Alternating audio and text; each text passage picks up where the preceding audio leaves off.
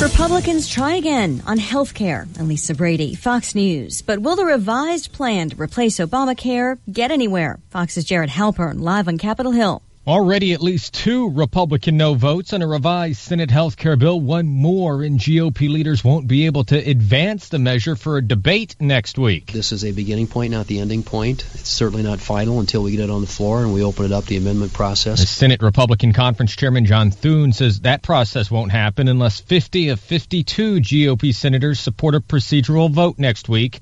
This latest offer does add funding for states to address health care costs.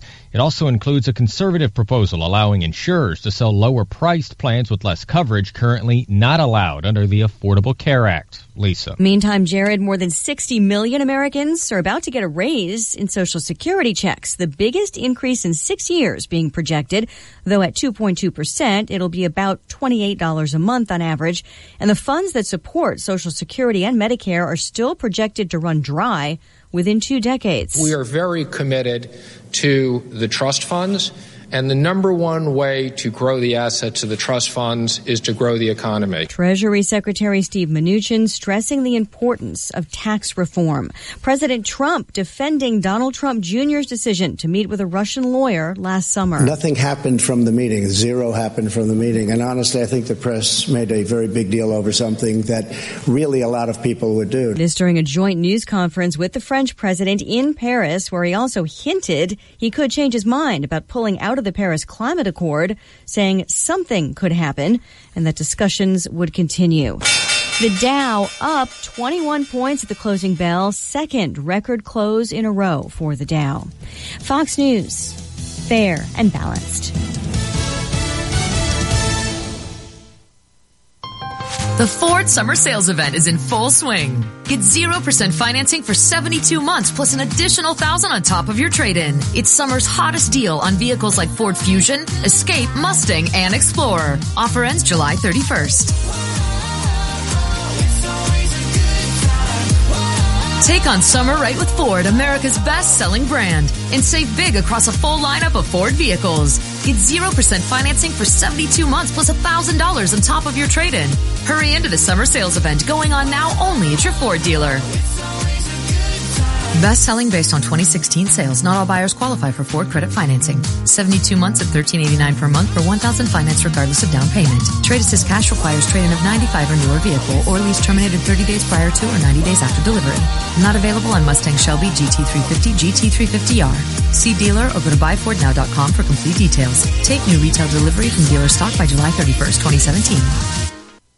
The U.S. asking all countries to provide more information on travelers applying for visas as part of anti-terror vetting. A lot of that is a DHS matter right now. I know that the United States will be consulting with those countries. I think it's they have 50 days or so. State Department spokeswoman Heather Nauert, countries failing to comply could face travel sanctions, even if they're not one of the 6 nations targeted in the president's new travel ban. One of 4 missing men in Pennsylvania found dead in a mass grave on a farm north of Philly. There are additional human remains inside that grave. So this painstaking process will go on. We're not done yet. Bucks County DA Matt Weintraub says the case is now being treated as a homicide, but they're not sure how many homicides. The son of the farm owners held as a person of interest on $5 million bond, accused of trying to sell a car belonging to one of the missing men the day after that man vanished.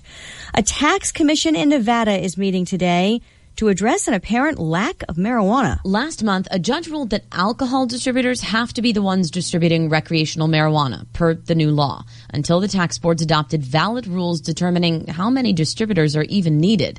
The Tax Commission's emergency statement says no wholesale liquor dealer had met the application requirements to become a distributor. Attorney Kevin Benson represents alcohol wholesalers. We don't believe that there's any actual emergency here. It looks like they are going to get licensed, very quickly here soon, and so that's going to make all of this issue moot. The Relief Pot Shop in Las Vegas said one distributor got licensed Wednesday, and so they've been restocking their shelves. Jessica Rosenthal, Fox News. The Nevada governor recently signing a statement of emergency on this issue. I'm Lisa Brady, Fox News Radio.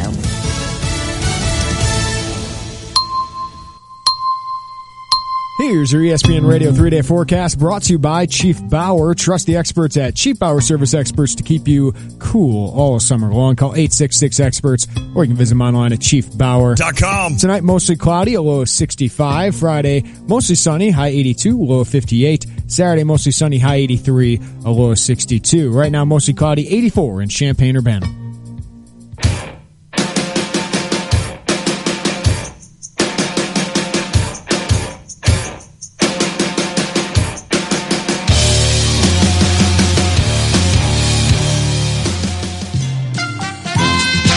Sitting there trying to think of trades. Yeah. Like who are we going to get? Because that's the story for the Cubs. Not that I think a trade changes this team completely. They do need to add an arm or two. The outside moves definitely need to be made because Eddie Butler's potential is not that high. Mike Montgomery's isn't that high. But you need guys like, even if it is a Justin Verlander, guys that have done it and will do it again in the Major League Baseball. Yeah, I think they will make a smaller move. Mm-hmm. I don't think they're going to give up the farm. Unless it's Jose Quintana, I don't think I want to give up Eloy Jimenez. No, he is a absolute stud. He's in the top 5 prospects now in all of baseball again. Quintana would be the guy who makes sense, but I just don't see it happening. No. Surprise, surprise, surprise! The Cubs and White Sox pull off a major deal. The world champs acquire lefty Jose Quintana in exchange for 4 minor leaguers. Cubs just got an anchor for their rotation, a left-handed pitcher who is just about as consistent as any pitcher in baseball the last 6 years. I know he struggled a little bit this year, but if you look at the previous 4 seasons, it's unbelievable how consistent the guy is. But this is what they're getting. They're going to get a guy with an ERA in the low 3s. They're going to get a guy that's going to pitch the equivalent of 200 innings and have 170, 180 strikeouts. And best of all, they have him under control through the 2020 season. They believe that they have more young players coming. They believe in Jose Quintana. And far, far from thinking that this might not be the year they take another magic ride. This is a message to the Milwaukee Brewers, the St. Louis Cardinals, all those other guys. Oh, by the way, we're still around.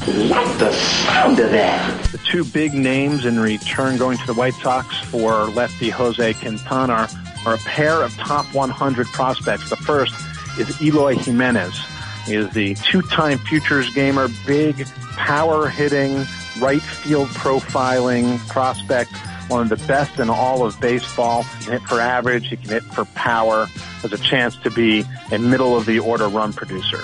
The other is right-hander Dylan Cease, who is showing that coming back from Tommy John surgery is not a big problem at all. He is a strong right-hander with plus stuff, especially the fastball, which at times can reach the upper 90s. He has frontline starter upside, needs to continue to refine his command, but was pitching very well in the Midwest League at the time of the trade. The future is our world. The future is our time. Okay. Surprise! The price was right for the Cubs and White Sox, and it makes so much sense. It totally makes a lot of sense. It has all along. That was highlights courtesy MLB Network. Heard from Richard Justice of MLB.com, Jonathan Mayo of MLB.com, breaking down the huge trade, probably the biggest in Chicago sports history when you say that 2 teams are involved. Right. 2 teams going opposite ways. Great point. And Austin and I were going on all the Chicago trades that have happened here recently. The year's been crazy when you have the Bulls, the Bears, without a the doubt, Blackhawks, and the Cubs and White Sox have had a bunch as well. So what a move. And on the slowest day of the sports calendar, crazy, the Cubs and White Sox provide us with a show full of fodder. There are so many angles we can take with this one. Goodness. As the Cubs get the starter they so sorely needed for long-term control, and the White Sox continue their rebuild, which has happened so quickly, but so impressively. They have gone from one of the worst minor league systems to, I just saw Jeff Passan write it,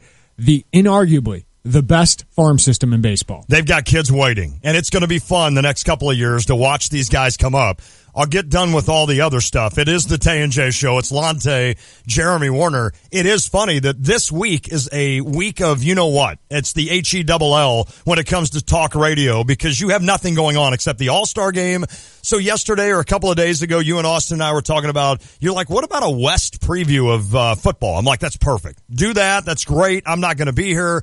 What are we going to talk about Thursday? Yeah. We have the John Deere Classic, have a lot of Illini in that, 5 in fact, but it's one of those where all of a sudden this thing happens this morning, what, about 10 o'clock maybe?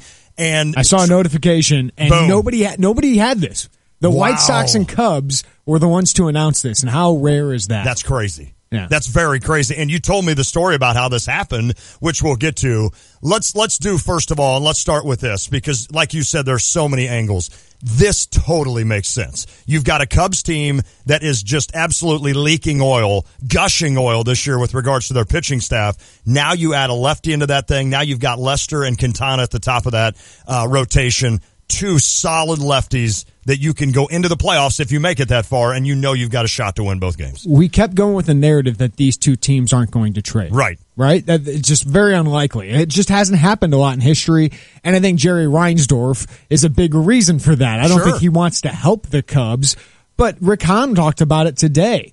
We're not stupid here. We're not going to just pass on a great deal, the best deal out there, just so we don't help the Cubs. Right. That shouldn't matter to us. We're on completely different tracks and completely different leagues, and this made sense for the longest time, since the offseason, since we knew the White Sox were rebuilding, whether it was Chris Sale or Jose Quintana, that these two teams, the White Sox had what the Cubs sorely needed, which was not just a pitcher this year, but a pitcher who's cost-controlled for the next 3. Jose Quintana, Cubs fans, you look at his win-loss record, stop doing that. Right. Don't look at that. First of all, but what you're getting is one of the most consistent starting pitchers out there. He has been number 6 or 7 in wins above replacement the last 4 years.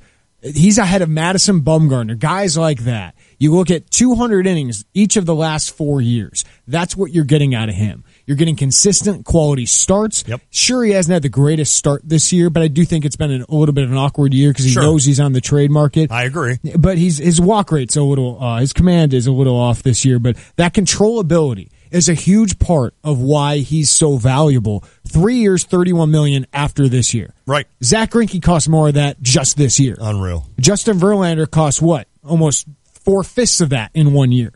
So the value you get with Jose Quintana is not just how good he is on the field, but that you're going to have enough money to go spend on another pitcher this offseason. Absolutely. So it just fits so perfectly with them. And then the Cubs have a guy like Eloy Jimenez who's 2 years away that is blocked by Kyle Schwarber, which the Cubs obviously have a lot of faith in Kyle Schwarber and all these other outfielders. So what do you do when you have a bunch of prospects? When you build up this farm system, you don't just keep a bunch of prospects. No, you don't. Right? You use them as collateral or, pieces to get better pieces that help you now. Eloy Jimenez was not going to help you. Not at all. Until 2019 at the earliest, and then he's got to go through his ups and downs of being a young player. So it just made so much sense in the world, but I doubted it would actually happen. I agree with you, and this is in nowhere even close to this kind of a trade. But you kind of look back, the thing that came to my mind is when the Cardinals traded Alan Craig, who at the time was a really big part. He was the left field, caught the ball in 11 when they won the World Series. They traded Alan Craig and Joe Kelly for John Lackey. These are the things you do to when you're this close and you look and say, all right, what is the one thing we can do to kind of put us back over the top? Now, I think there's still a couple of things the Cubs could do to get there, but that is the one thing that they needed to go out and do, and Theo did it, and I love it, and I love it for both sides. Most Cub fans, I'm going to tell you right now, probably don't pay a lot of attention to the White Sox. So tell them right now what they're getting in terms of a physical pitcher on the mound. What does he bring? Does he throw off speed? I know he's left-handed. He's one of those where he throws a lot of strikes. I think it's better to ask a guy like Dan Hayes, who we're going to have on at 4:05. Sahadev Sharma, the Athletic, at 3:30. You've watched him 100 times. I haven't watched as much the last couple of years, to be honest with you, because it's like, why am I watching the White Sox? Well, that's your fault. Right, but here's what I would give you. I'm not going to break him down like Kevin Wheeler. Okay. I don't have the capability of doing that.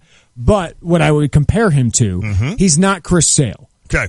But he's close to John Lester. Got it. He doesn't have the best velocity, but he's got decent velocity. He's a better version of Mark Burley. in my opinion. He's got a little bit more velocity in that, but he's had great control. He's got great durability, but he's not going to be his swing and miss is the best. His K per 9 is at a career high right now. Got it. His command, though, is at a career worst. Okay. So this year it's kind of a different kind of year, but usually he's about 8 strikeout per 9 guy, so not high velocity guy, not high swing and miss guy, but can do that. Yes. But he's just durability. He usually keeps the ball in the park. Usually has good command. So I think a better version of Mark Buehrle, or maybe to this point of his career, he's a lot like John Lester. Okay. So when you have 1-2 of Lester and Quintana, I'd be fine with that. They give you a chance usually every outing. I know this year's been a little bit different for those two, Sure. but over the last 4 years, both their values have been very, very similar. And what I love is that this is the Cubs continuing to be aggressive. This is Theo knowing that we are right in the middle of a chance to win multiple World Series, not just one. There's a lot of work to do. I understand you're behind the Brewers right now, but there's a lot of season left, and you have the offensive firepower if everything becomes right to definitely threaten again for another World Series title. I love the fact that Theo not only is aggressive, but also blocking the Brewers. I mean, let's look at the Brewers as a team that they were sniffing around Quintana. We talked about that a little bit, that they're wanting, and they've shown in the past that they're not afraid to go out and add a couple of arms to get ready for a pennant race. So you're kind of blocking another division rival here. I don't think the Cardinals were going to do anything with Quintana, but you're also staying aggressive. I love that. Yeah, Quintana's a very fastball pitcher. Yep. Fastball pitcher, which means he's got control. If he can throw 62% of his pitches are fastballs this year, curveball about 30% of the time, changeup about 8.3. Threw a cutter earlier in his career, doesn't throw that as much anymore. So there's a little bit of your breakdown of the pitching. But I'm a White Sox fan, and I'm pumped about this. Right. I'm pumped that we continue to go this direction. But I'll say this. I love what Theo Epstein did more. I love how aggressive he's been in the trade market the last 2 years. He didn't wait for other people to make moves. He went out, got exactly what he needed, and got the best player at that position of what he needed, right? Absolutely. Last year, he's not afraid to go trade Gleyber Torres for an Aroldis Chapman and get the best player on the market who helped them win a World Series. This year, he's not going to wait for another team to go steal Quintana like the Braves or somebody else. He was going to go and get Quintana. That he's our best guy. He's exactly what we need. Exactly. We're not going to settle for Sonny Gray. We're not going to mess around. We're going to go get him. I love what Theo Epstein did, even more so than Hahn, because Hahn and the White Sox are the ones taking on the risk here. Oh, no doubt. So it's really hard for me to understand Cubs fans who don't get this deal. I don't either. I think they got to get out of prospect mode. Right. Because they've been in that for 5 years.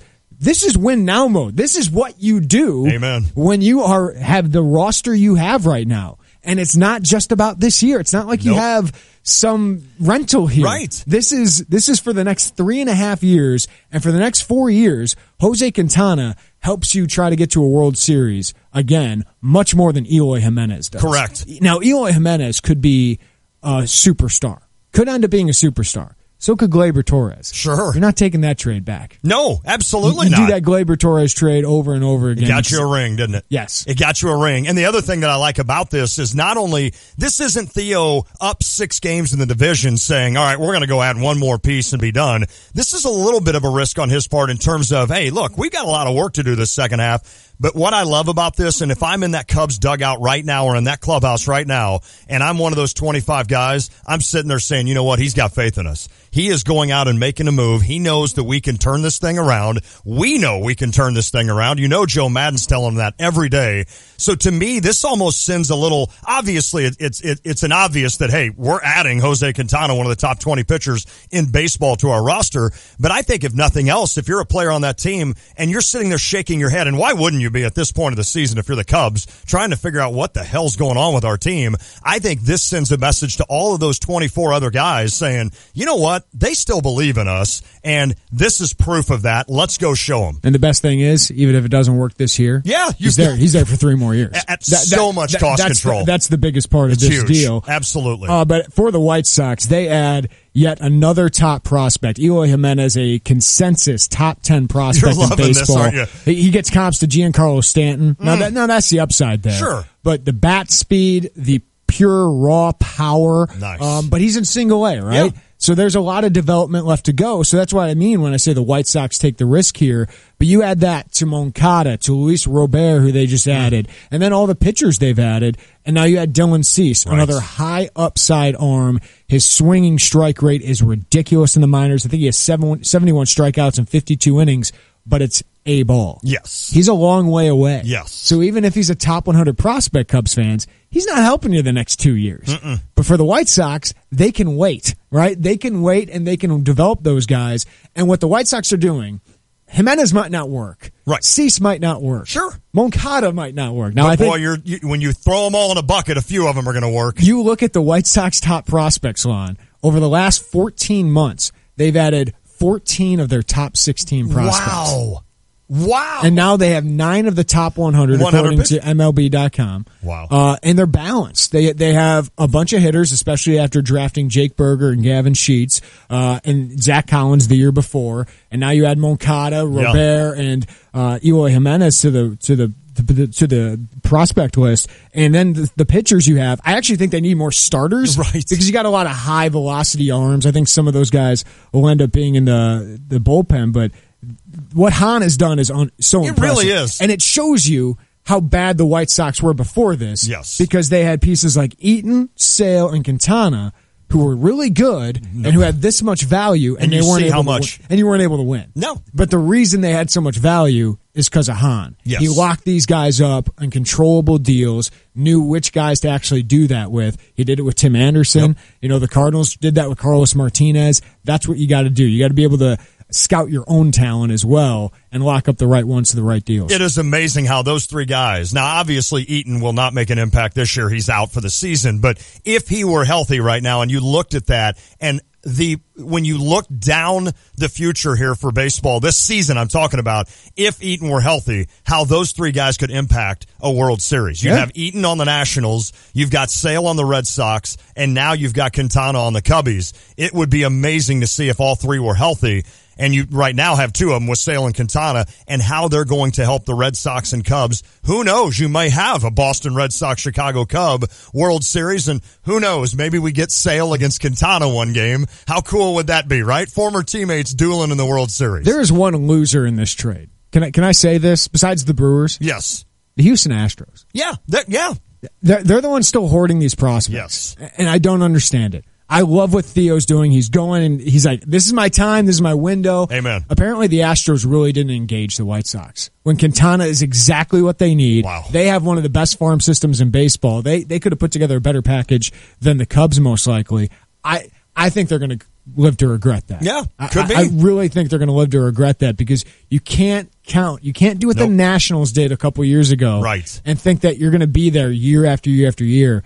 Theo Epstein knows it from the Red Sox. Yes. After 2004, you expect to get back in 2005. They weren't. Nope. It took them until 2007 to get back there again. That's funny. That's funny you brought that up because while you were talking about the Astros, I thought of the Nationals. And that's exactly right because the Nationals held Strasburg out that one year. I don't know if it cost them, but certainly it helped the Cardinals beat them. And then, of course, the Cardinals went on. And here the Nationals are still fighting to get back to that spot. You don't know if that's the case with Houston. They've got unbelievable talent. There's no doubt with Altuve and Springer and Correa. I mean, they've got the talent and Keuchel to make a World Series. But you wonder, okay, could you have used something else? And will you look back in October and say, why didn't we do something? This also shows Theo and Jed still love Kyle Schwarber. Yeah, that's a great point. Their faith is not shaken. Now, I'll give them this. Eloy's not going to help them the next year or two. No. A year and a half at least. Schwarber can, but a lot of people in the industry think Eloy has a much higher ceiling than Kyle Schwarber. So they're giving up that kind of guy. Could they have given up Schwarber and Cease instead? But that's taking away from their Major League roster. The Cubs haven't taken away from their Major League roster. No, they really haven't. Right? They're taking away from their prospects. And now Cubs fans, you got to realize, we don't have maybe a top 20 farm system anymore. No. But that's fine because you got a top 5 team in baseball based on talent. You've got a lot of them up there right now playing for you. You could even go back a little bit to Soler, another guy that they got rid of because they love Schwarber. It feels like you always had this cushion of this minor league system, this farm system. They're like, if it all doesn't work out, we got this farm system. Well, now you're all in. These are the all-in years.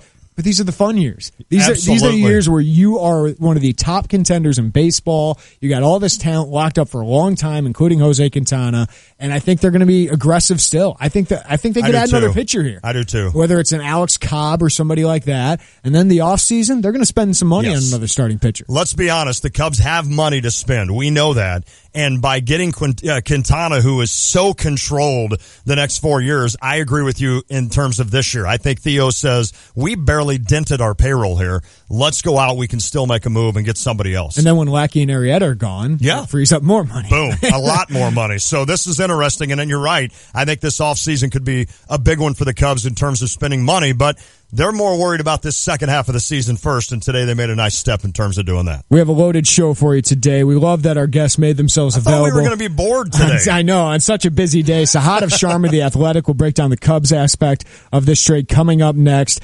Dan Hayes, CSN Chicago, we're going to have him on tomorrow, and then he texted me and said, hey, I'll come on today if you want. That's great. So we appreciate that from Dan. Doubt. He'll join us at 4:05. And then Brian Billick, not the football coach, he writes for FutureSox.com. We'll talk a lot of the prospect angle for the White Sox, who now have the top farm system in baseball. If you want to weigh in, you can on the Chief Bauer text line, 217-359-2255. That's 359-2255. Austin Berkland will have an update coming up. Also, you can watch us on YouTube. Just search Tay and J Show. You can download the WSJK app. And David Morrow is interning today as well. Hey, real quick, I want to say this. I was able to listen to 2 hours of the show yesterday on my epic haul. That's 20 hours I've spent in a truck going to watch baseball the last week. That's done now. Congrats to Champaign West beating us last night. But it's one of those where I learned so much, and it got me fired up for Illinois. Not necessarily for Illinois football, but for football in general, college football. Listening to the show yesterday as you guys... I learned a lot. Oh, I bet. Yeah. As we previewed the West,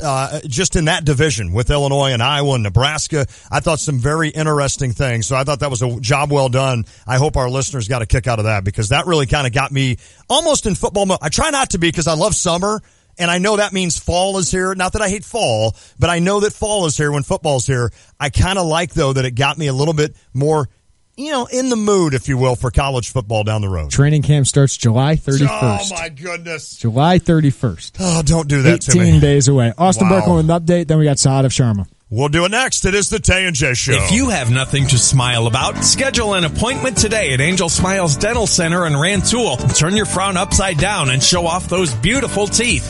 We all have unique smiles, and we know what it takes to maintain those smiles. After all, a smile is like a personal signature, whether young or old. Maintaining your beautiful smile has never been easier with a visit to Angel Smiles Dental Center. From fillings, crowns, and root canals to dental implants and braces for kids and adults alike, Angel Smiles Dental Center in Rantoul will serve your entire family for all of your dental needs in all stages of life.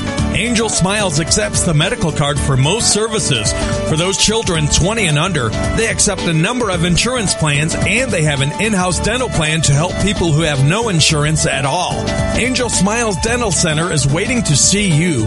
Schedule a visit today at Angel Smiles Dental Center in Rantoul. Visit angelsmilesdentalcenter.com. That's angelsmilesdentalcenter.com, or call 892-8868. Oh, hey, hi, hello there. It's me, your air conditioner. You can call me AC if you want, but Mr. Conditioner is my dad's name.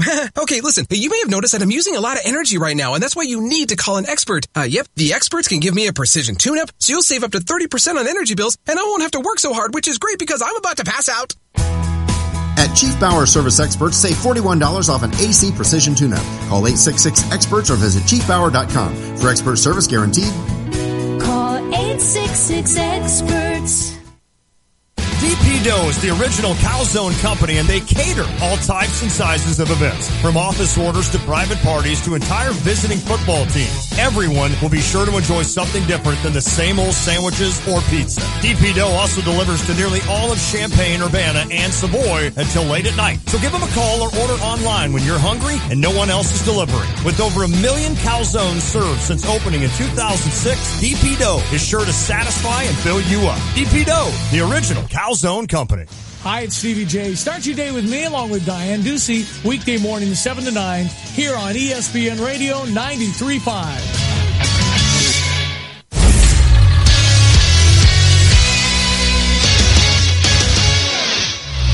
Hello, I'm Austin Berkland with the 3:30 SportsCenter update presented by State Farm agent John K. Wood. Life insurance is one of those subjects that make people want to change the subject rather than admit they probably don't have enough. Find out how the benefits of life insurance can live on for your family. Call State Farm agent John K. Wood in Champaign at 217-367-1105. Were you even going to do an update until this trade came about? And what were you even going to talk about? I mean, Johnny Peralta is released. Okay. Oh, no, I already gave... Spoiler alert. That's my second story. All right, well, move on then. Guys, it's happening. The trade we all thought wasn't possible has been announced. Jose Quintana is now a Cub.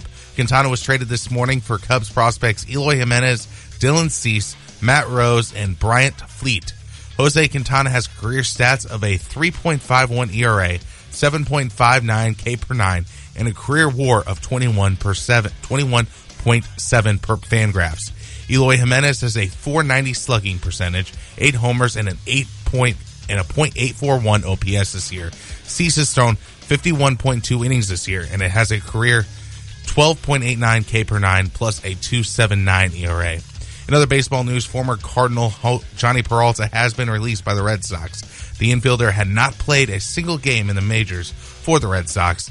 And finally, the Bulls fell to the Trailblazers last night and were eliminated in the first round of the NBA Summer League Tournament.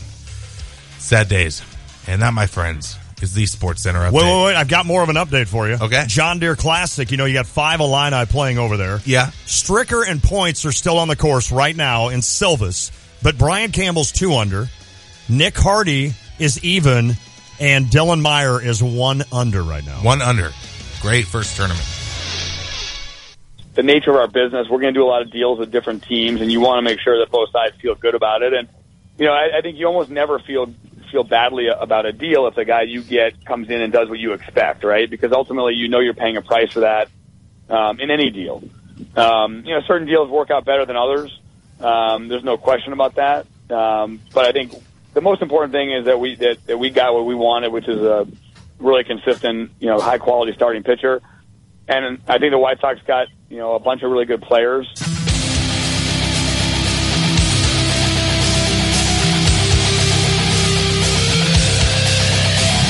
I think I would agree with GM Jed Hoyer there of the Chicago Cubs.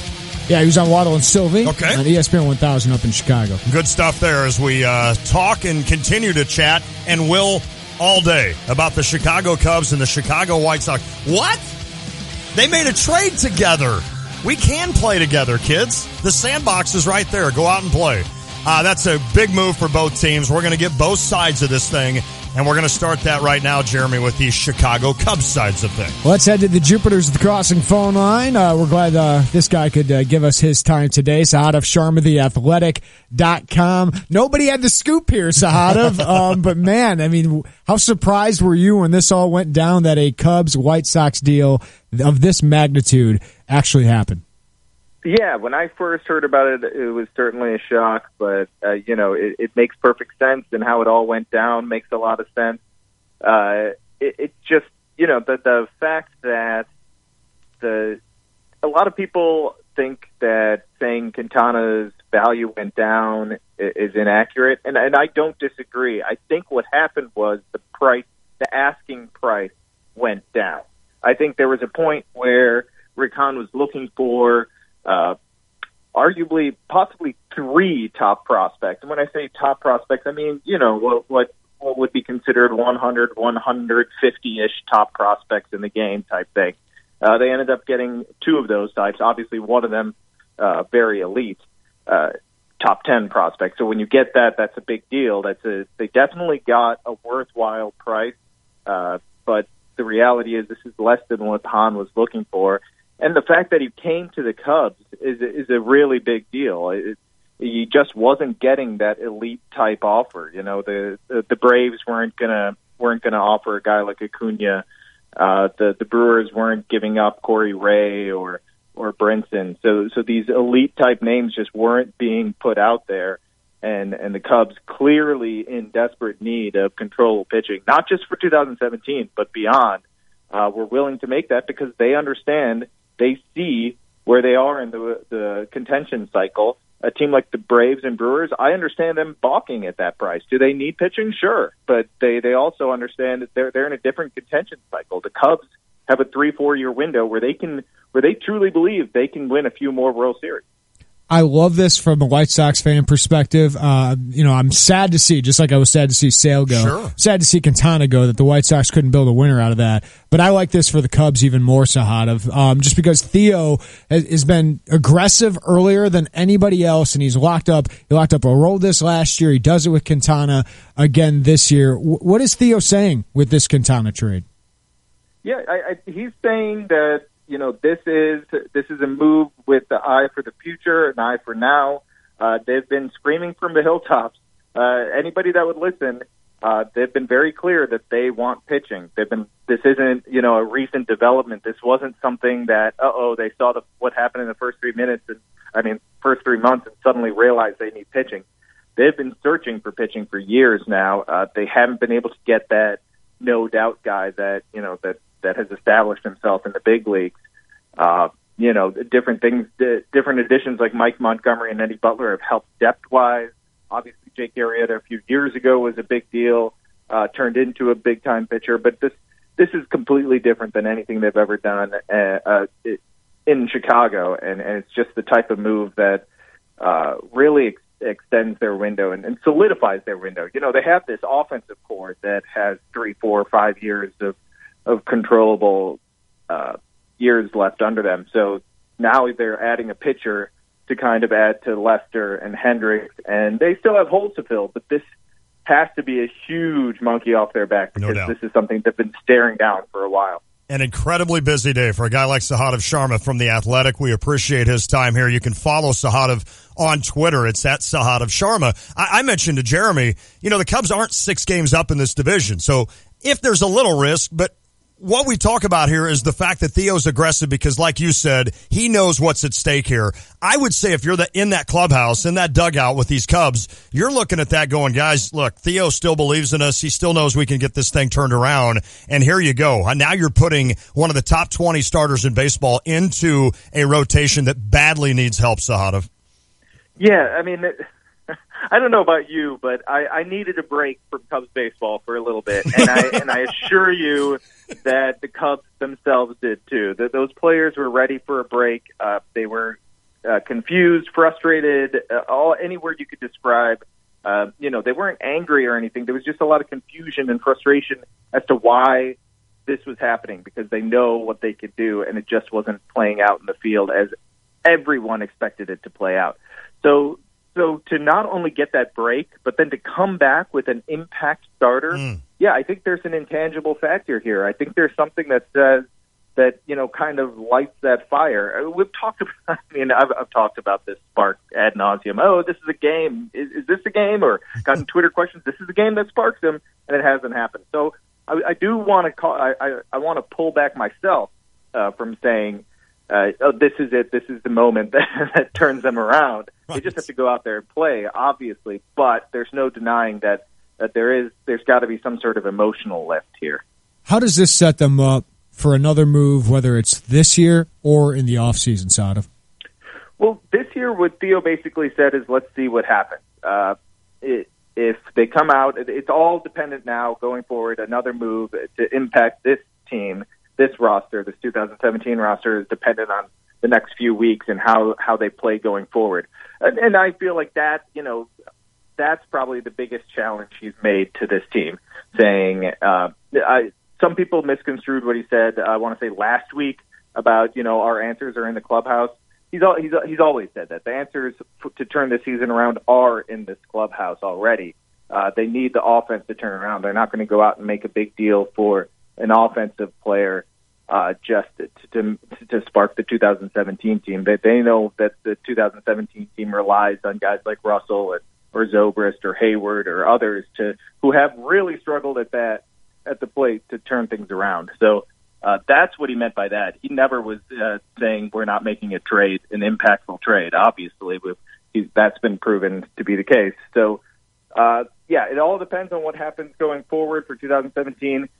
You can guarantee they'll be aggressive again in the offseason, though, when it comes to pitching, because they'll have more holes, and they have to fill them, and they know that.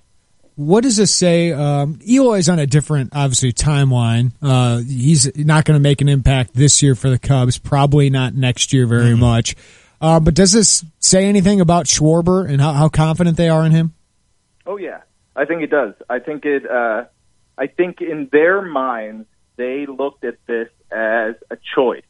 They had a choice to either go in with Eloy and say he's our future left fielder, or stick with the guy that they have been pumping for years as the next great offensive player. Their minds weren't going to be changed after 3 months of poor play. Sure, you take that into consideration, but they have a lot of other scouting evaluation that says otherwise compared to these previous 3 months, and they trust he's going to be a monster at the plate. Add that to the fact that they believe he's the future leader of this team. They weren't going to part with Schwarber. It was going to take something crazy for them to do that, and that crazy move just wasn't happening. That none of those guys were available. So I think that was, it's not like Greg Hahn said Schwarber or Jimenez, as far as I know. But I think in the Cubs' mind, just for their future, they kind of looked at this decision as, who are we going with? Is it going to be Eloy or Schwarber? You just kind of answered this, Sahadev, so forgive me a little bit, but does this move for Quintana, in your mind and in Cubs fans' mind, is this enough now to kind of get them past the Brewers, if you will, and if the Cardinals are still lurking, and is it enough in that playoff run? Now that you've seen kind of what happens, it's a whole nother animal in the postseason. Is this enough, or is there still, you think, in your mind, another move for a pitcher? And maybe what else? Maybe some bullpen help? What else would the Cubbies do here down the stretch? Yeah, I mean, as far as what they do down the stretch, I do think that this is enough. I really think they had to add an impact pitcher to compete in the playoffs. Yeah, sure, something could have happened where they made the playoffs still. I just didn't think they had enough to make noise in the playoffs. I think they do now. That's dependent on the offense turning around, which I'm confident will happen. I believe the front office is confident will happen. As far as what else moves could they make, you could argue, depending on who they stick with in the rotation, you could argue a lefty is needed. But Brian Dunston, go look at those numbers. He's been great. But I think maybe a lefty specialist they could always go out and get. Ideally, you'd like to have a veteran backup catcher. I mean, the pitchers have said that themselves. So, I think a veteran backup catcher, but how easy is it to get that guy? Depending on who you're looking at. And then finally, sure, in a perfect world, would a leadoff hitter make sense? Yeah, I don't know what that price tag is, and I assume it's not very cheap. And right now the system isn't looking as good as it was 24 hours ago, because they just traded away a top 10 prospect. They don't have another guy like Eloy Jimenez. Maybe they develop one, but the reality is they have, maybe if you want to get in an argument with some people, maybe you get one top 100 prospect in that system right now. But even then, it may be a stretch. Yeah, I think some Cubs fans are dealing with not having that pillow of a farm system there anymore. But hey, that's why you have it, is so you can make moves like this for an unbelievable pitcher. Before I let you go, Sahadev, I want to ask you, from the White Sox perspective, what does that Cubs organization think of Dylan Cease, who's an A-ball, and Eloy Jimenez, who's an A-ball right now? Eloy is a superstar in the making offensively. Inside and out of the Cubs organization, I don't get any bad reports on Eloy as far as offense goes. This guy has fixed all the holes that I heard about a year ago, and even those holes, many people denied those. Like, you pound him inside with the fastball, his levers are too long. It's going to cause a lot of swing and miss. Just not true anymore. It's not there. Hard-working guy, elite offense. I've heard some ridiculous forecasts for him on offense, and they're all the type of things that White Sox fans would be very happy about. Cease, very divided. What I hear, if you like him, it's because you love the plus fastball, you love the plus curve, arguably plus fastball, plus curve. You believe the fastball command will improve, and you're seeing flashes with the changeup and a cleaned up delivery. If you don't like him, the delivery is still too inconsistent, which leads to awful fastball command and the high walk, and you just don't see any development with the changeup. So that's why you hear some people with this guy's a starter, other people say this guy's a reliever. either way, I think he can make an impact. If he's a reliever, that's a really good reliever with a nasty, nasty fastball. You know, if he's going in for an inning or 2 innings, wow. I mean, that's going to be 100 miles per hour and a nasty curveball. If he's a starter, you need to see the changeup develop, and you get crazy comps when you get really crazy comps as far as his ceiling goes. And it's if you believe in it, he was the best pitcher in the Cubs system. If you believe that he can reach his ceiling, because it's Justin Verlander type ceiling, and that's the kind of stuff people talk about. So it's all about that third pitch and repeating the delivery and getting some fastball command. It's going to be a fun second half of the season. Zahad of Charlotte. And I'm still waiting to read on The Athletic that hard-hitting story about Wade Davis screwing it up in the All-Star game. I need you to get in front of him and confront him about that. Hey, Zahad, we know you are busy. It does not go unnoticed, my friend. Thank you so much for your time today. We appreciate it, and good luck here in the second half of the season covering what could be a very interesting race in the Central and in the National League for sure.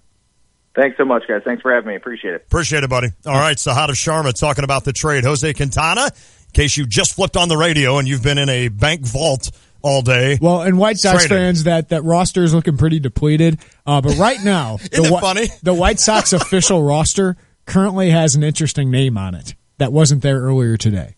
Really? Yoan Moncada. Oh. They haven't announced him called up, but he's on their website on their 25-man roster. And so it begins. So there you go. And so it begins. So here we go. We get to see some of these kids. I feel like a Cubs fan in 2012. Isn't it funny? 2013. What is it a teeter-totter? Is that what you do when you're a kid and you get on and you're up in the air? And then it feels like these two teams, like with regards to their farm system, it's like you had the Cubs all the way up here. Now all of a sudden, here come the White Sox. Yeah. But your team on the field right now is still high in the air if you're the Cubbies. Yeah, the White Sox are going to be terrible. Oh, yeah. But that's the plan. But they know it. Right? We got another top 5 pick coming along the way. We got a bunch of money in a couple years that frees up. And there's still some guys to trade.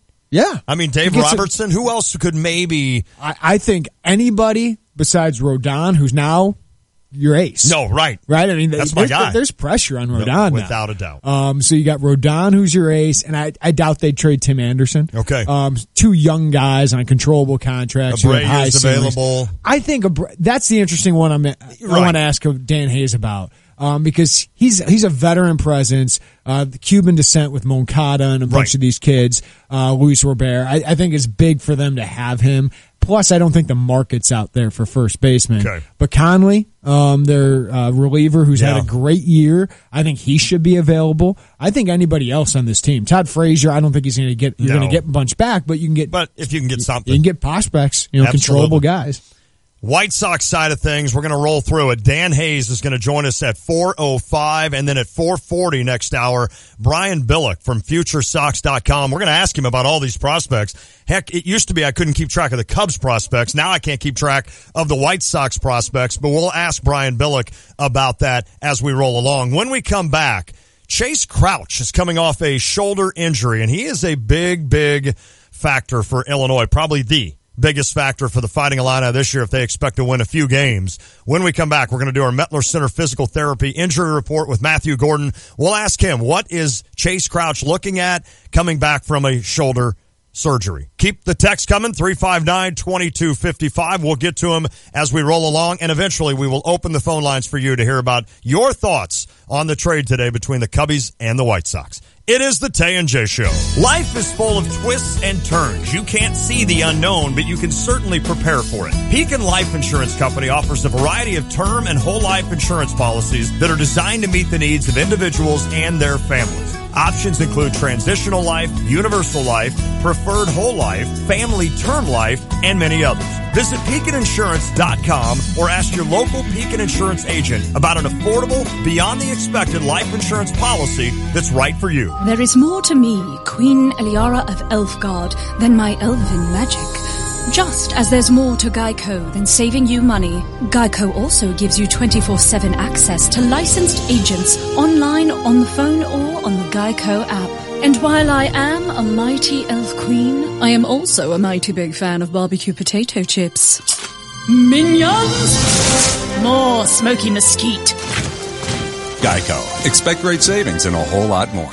Join the Champaign Parks Foundation on Friday, July 21st as we turn the Virginia Theater into a cabaret to benefit parks, programs, and services in our community. Admission is $60 per person and includes drinks, hors d'oeuvres, and a live performance by local jazz singer Katie Flynn. Reserve your spot now by emailing Laura Audeberry at laura.audeberry@champaignparks.com by July 14th. For more information, call 819-3839. Hey, it's me, your old AC. We need to talk, man. I am out of hair. Trust me, it's not going to get much better. I need to be replaced. Call the experts and get a new air conditioner that will save up to 50% on energy bills. Go ahead, do it. I'll be right here. Whew. At Chief Bauer Service Experts, save up to $3,100 on a new home comfort system. Call 866-EXPERTS or visit chiefbauer.com. For expert service guaranteed. Call 866-EXPERTS. Guidance, trust, protection, service. It's the mantra of GTPS Insurance. When you work with GTPS, you'll never have to call an 800 number in a different state. You deal with people who live and work in our community and know it's important to your business. GTPS is your local source for business insurance, property, general liability, workers' compensation, and group health insurance, and they'll work with you to formulate the best package for the needs of you and your business. Contact a GTPS insurance agent today at 359-9000 or visit online at gtpsinsurance.com.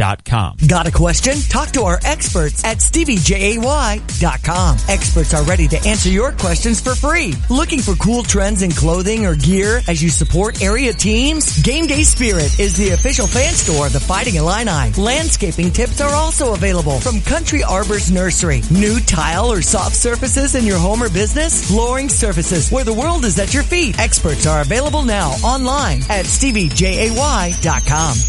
Subscribe to the Virginia Theater's 2017-2018 Performing Arts season and strike a mother load of entertainment. This season is huge. See ZZ Top, Celtic Women, and Kansas. Laugh along with Lily Tomlin, Paula Poundstone, and The Second City, and enjoy great kid shows with Shopkins Live, Central High's Mary Poppins, and more. Just pick 4 qualifying shows, and you get perks like discounted tickets and first choice of seats. Become a Virginia Theater season subscriber today. More information at thevirginia.org or call 217-356-9063. Coach Mike Ditka is not just talking sports. What will he say next? Hear him here Monday and Friday mornings from 7:30 to 8 with Brother Johnny and me, Stevie J, on ESPN Radio 93.5.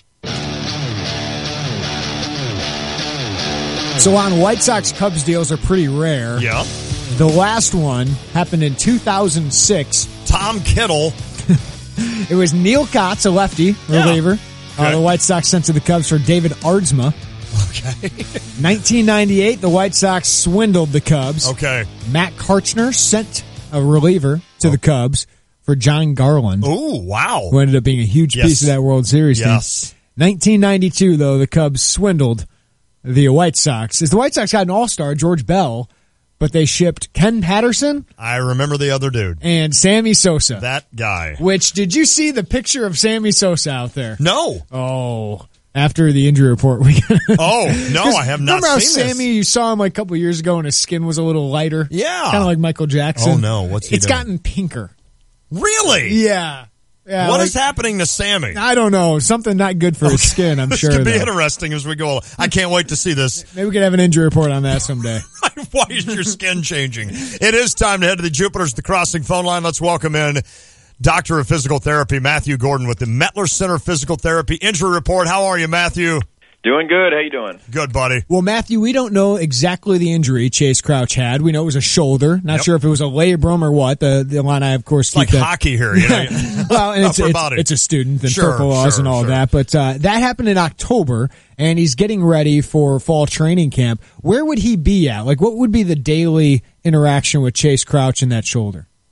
Well, I think the biggest thing, anytime you've had an injury, especially something you've had a surgery for, you really want to try and keep in mind that a lot of compensations can occur. So for me, at this point, I really want to make sure that, his mechanics are looking good. So hopefully he's spending a lot of time with a throwing coach, really looking at his arm. A lot of times we all know, after pain or after an injury, we all do it differently, right? We all move differently. You stub your toe, you walk differently. Sprain an ankle, you walk differently. You tweak your shoulder while you're doing something. All of a sudden, you start throwing differently, and so you want to make sure that his mechanics are still really solid. because as he starts getting into the season, if he is the starting quarterback, he's going to be going through a lot of reps. And while, preseason, doing a couple throws here and there with bad mechanics might not create an injury, the daily grind and all these extra throws with bad mechanics, that will lead to an injury. So right now, I hope he's just with a throwing coach, making sure that his mechanics, his cocking phases, and his follow-throughs look really good. You know what we do, Matthew, when we stub our toe, we start punching the table. Because obviously it was the table's fault, right? Exactly. How about this injury going forward? We know that Chase Crouch, he's one of those kids where you almost have to say, Chase, just we don't need that 1 yard that big in the middle of the second quarter. I know he wants to get after it, so he's a kid that'll throw his body around. What are the chances of this thing popping back up and becoming an issue? Well, anytime you have a mobile quarterback, my thoughts always go to like an RG3. It's great to have that mobility, but, sometimes you got to know when not to do that, especially when you've had a shoulder injury. We all love it, right, as the fan, when your quarterback gets out of the pocket right. and he puts that arm up for a fake, and then he pulls it down and he takes off for like a 20-yard run. But let's be honest, like more often than not, he puts that arm up, tries to pull it down, and then he gets drilled by a linebacker. And anytime you've had a shoulder injury, like there's been damage to that tissue, and even if it's been repaired, there's still things in there that might not be 100%. And so my worry would be that if that shoulder's up in the air and he gets drilled somewhere in the rib cage or right into the shoulder, that his risk for like an AC separation, again, a labral tear, could be higher considering he's already had an injury to something in that shoulder. They talk a lot about this with knees, and you hear it all the time for NBA especially, that the highest predicting factor for another ACL tear is a first ACL tear. Yeah. So, let's try and avoid this. And that's where, like you said, 1 yard in the second quarter where it's a tie game, maybe not so much right now. Right. Great stuff. Mettler Center Physical Therapy Injury Report. If you have an ache or pain like Chase Crouch, you can get a free consultation. Just go to MettlerCenter.com for more information. Thank you, Matthew. Very welcome. Have a good day, guys. You too, buddy. We appreciate it. You saw the picture now of Sammy Sosa. He looks like Cheech. Right? And Cheech and Chong. Am I getting the right guy? He looks kind of like a Pink Panther, maybe a little bit. Yeah, he does, but he like when I looked at him, I'm like, is that Cheech? Obviously he's doing some bleaching. Yes. And we've seen that before with people. But this would be, even if it's not true, you could throw out there, kids, this is why you don't take PEDs. Right? Like, this is what it does to you. This is exactly what it does to you. This is why you don't cork your bat. There's obviously this guy has there's things going on with Sammy. Yes. Sammy was so beloved, wasn't he? I know. He still is, I think, I would assume, by Cubs fans. fans. Dude. He was a fun dude. He was just one of those guys. Just a cheater. He just cheated a lot. Corked his bat. I'd tell you what, he and McGuire popped those steroid.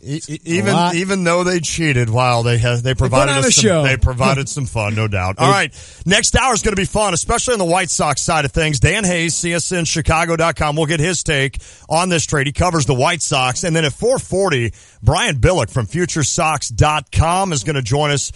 All of these prospects now that the White Sox have, let's go down the list again and see exactly what they do have and how close are they to the major leagues. And before we're done at 6 o'clock, I'm going to explain to you how 46-year-old Tay nearly got tossed out of the park in a 9 and 10-year-old baseball game last night. I can't wait for that. Oh, it's an interesting story. Good tease. White Sox talk next, though, with Dan Hayes. It is the Tay and J Show. Tay and J.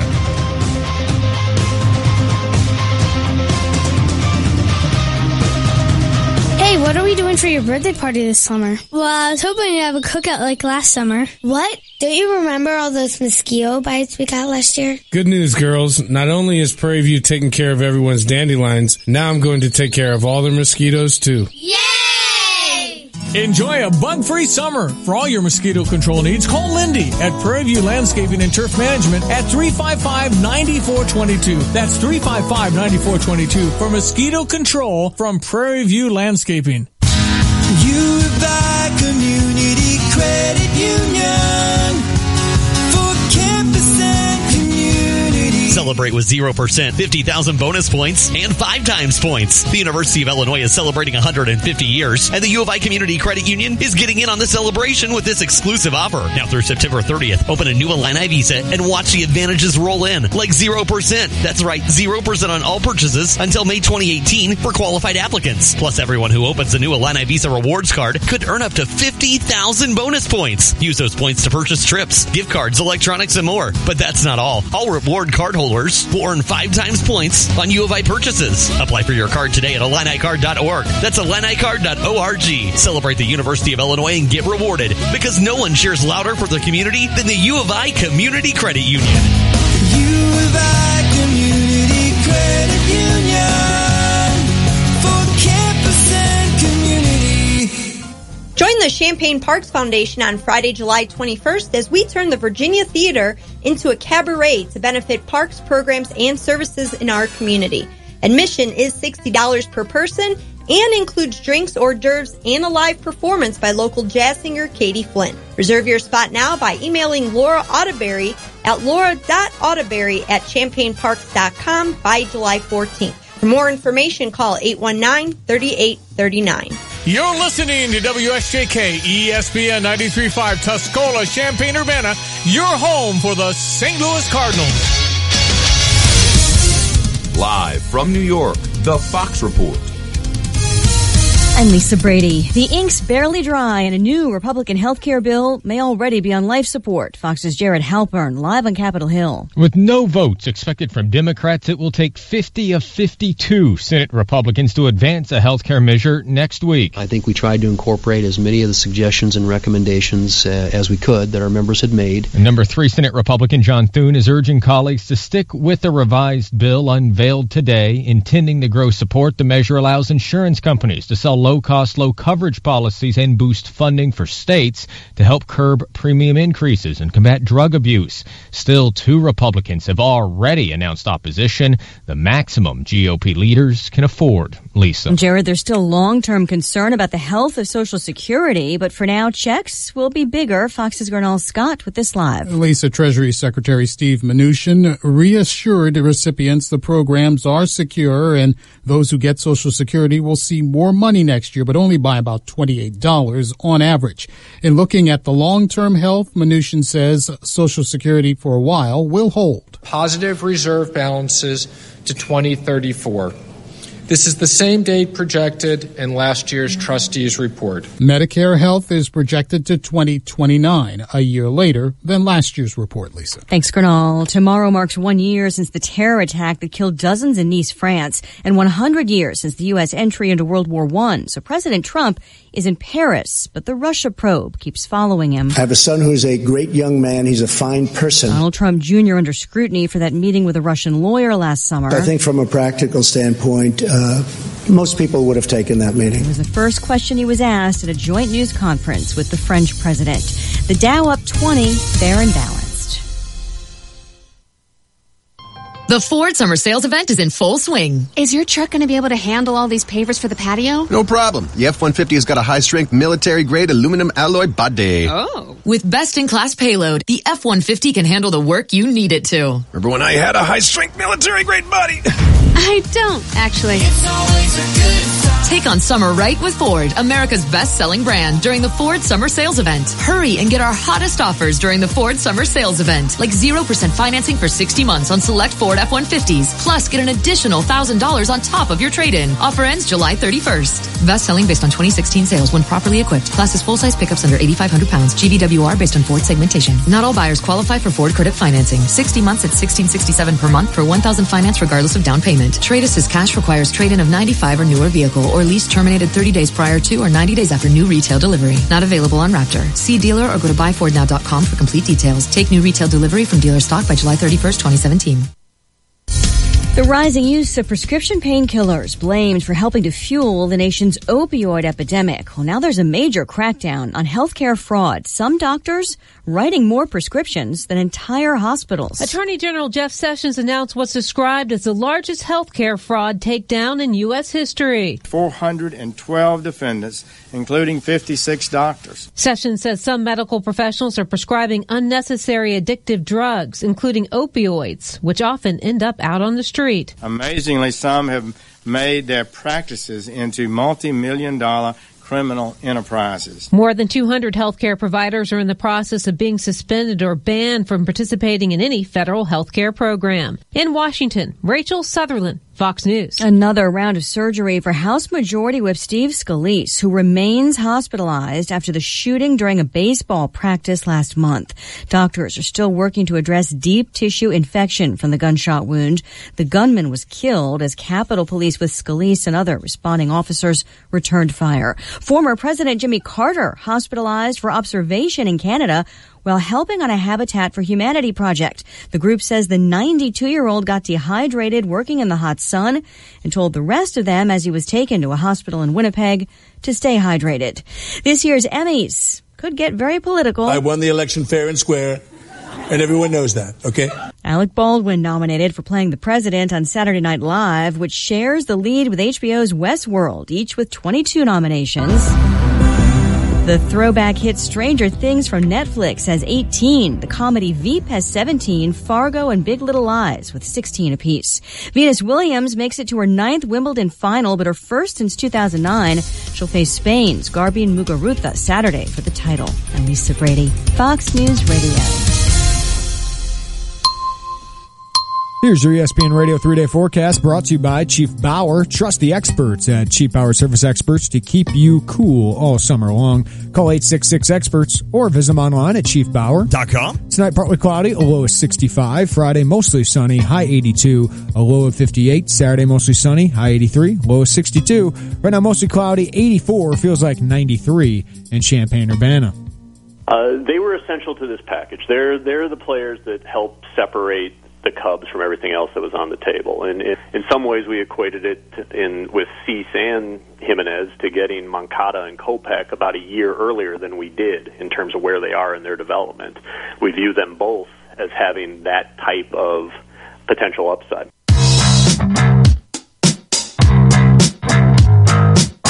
Well, we heard from the Cubs GM earlier today. You just heard from the White Sox GM, Rick Hahn, talking about the trade. The Cubbies acquire Jose Quintana. The White Sox get a haul of prospects that they just continue to add to this farm system, which is now number 1 in baseball. We had Sahadev Sharma from The Athletic last hour to break down the Cubs, and he was really just warming us up for this guest. Yes. It's not that you were second billing Dan Hayes, CSNChicago.com. We were setting Sahadev up so he'd be the leadoff guy. Yeah. We need to bring in the big boppers now. That's very, yeah, no, totally, I agree. I'm glad to hear it, and I'm ready to go there. You were supposed to have what, a company outing today? We're going to have you on tomorrow, Dan, and then you're kind enough to join us now, but man, you can never sleep with the White Sox these days. Yeah, and it came on the top of, right on the heels of coming back from Miami yesterday, so it was a pretty interesting week, and we'd heard that, I feel like there was smoke going into the weekend that Quintana might be moved. I didn't expect this quickly. I mean, I had heard it. The possibility was out there. I knew that they had actually considered last Friday not starting him in Denver, and found out today from Rick Hahn that was more because there was another team that they were talking to, and they considered it, and at the same time, they ultimately decided that talk hadn't moved fast enough to put him in limbo, which is a very awkward situation. I've seen it once before with Ubaldo Jimenez when a pitcher went out to warm up and the rumors were out there, and Jimenez pitched the first inning against the Padres right before he was traded to the Indians, and he just got totally lit up, and it was just weird. So they avoided that with Quintana, but, I mean, the fact that this happened as quietly as it did and quickly is really surprising. Take me into Dan Hayes' life right now, today, when you all of a sudden see the fact that not only did the White Sox and Cubs make a trade, but you start looking at the pieces that were involved in this thing. What was your first initial reaction to this? And once you had time to kind of soak it in, what is your thought now? Well, I mean, actually, the minute I saw Jimenez's name attached, I was impressed because, look, I knew he was top 10 or 15. I didn't realize it was 5 and 8. But I knew, having covered the futures game the last 3 years, that Eloy Jimenez is a real huge piece for the White Sox to get back. And so when you can start up a trade with getting that guy right away, and then Dylan Cease's top 65 on MLB Pipeline, I think he's 80th on Baseball America.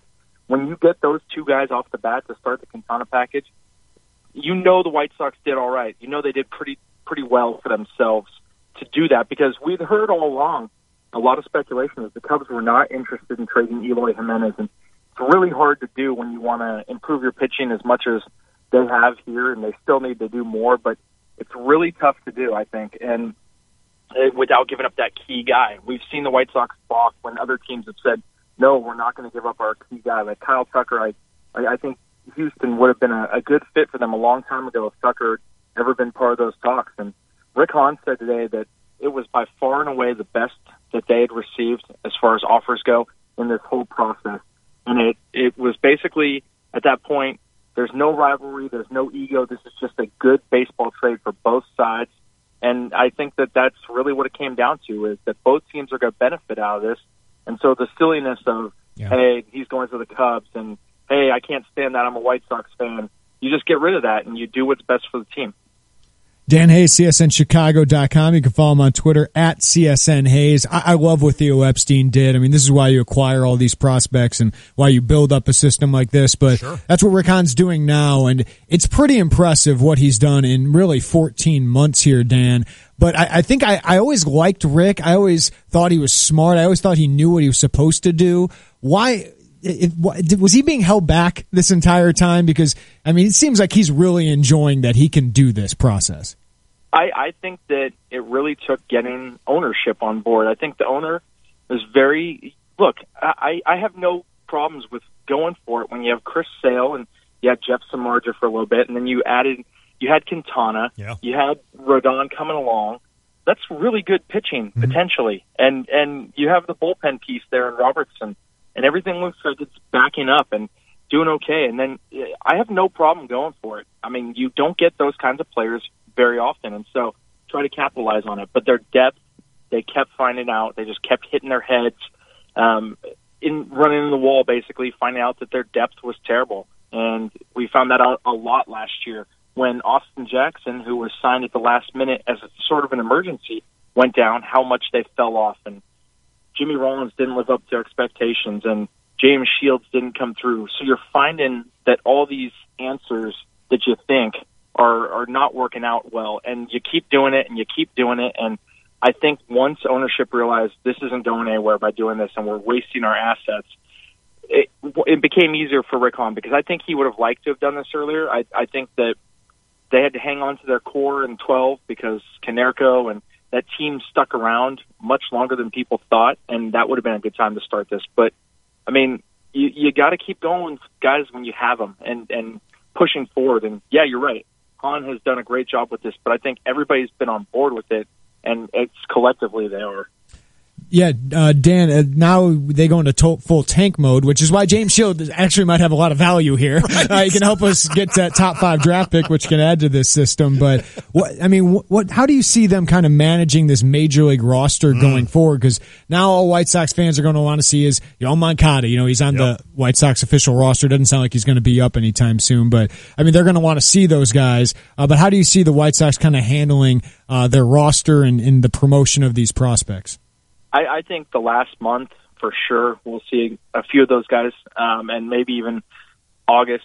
But I think they are looking at the big picture, and that means not winning right now. And if you need any more proof of that, well, look at the 2017 team. You've traded Chris Sale, Jose Quintana, and Adam Eaton. You've traded about 15 or 16 wins above replacement off your roster. If that's not a statement about what you're trying to accomplish this year,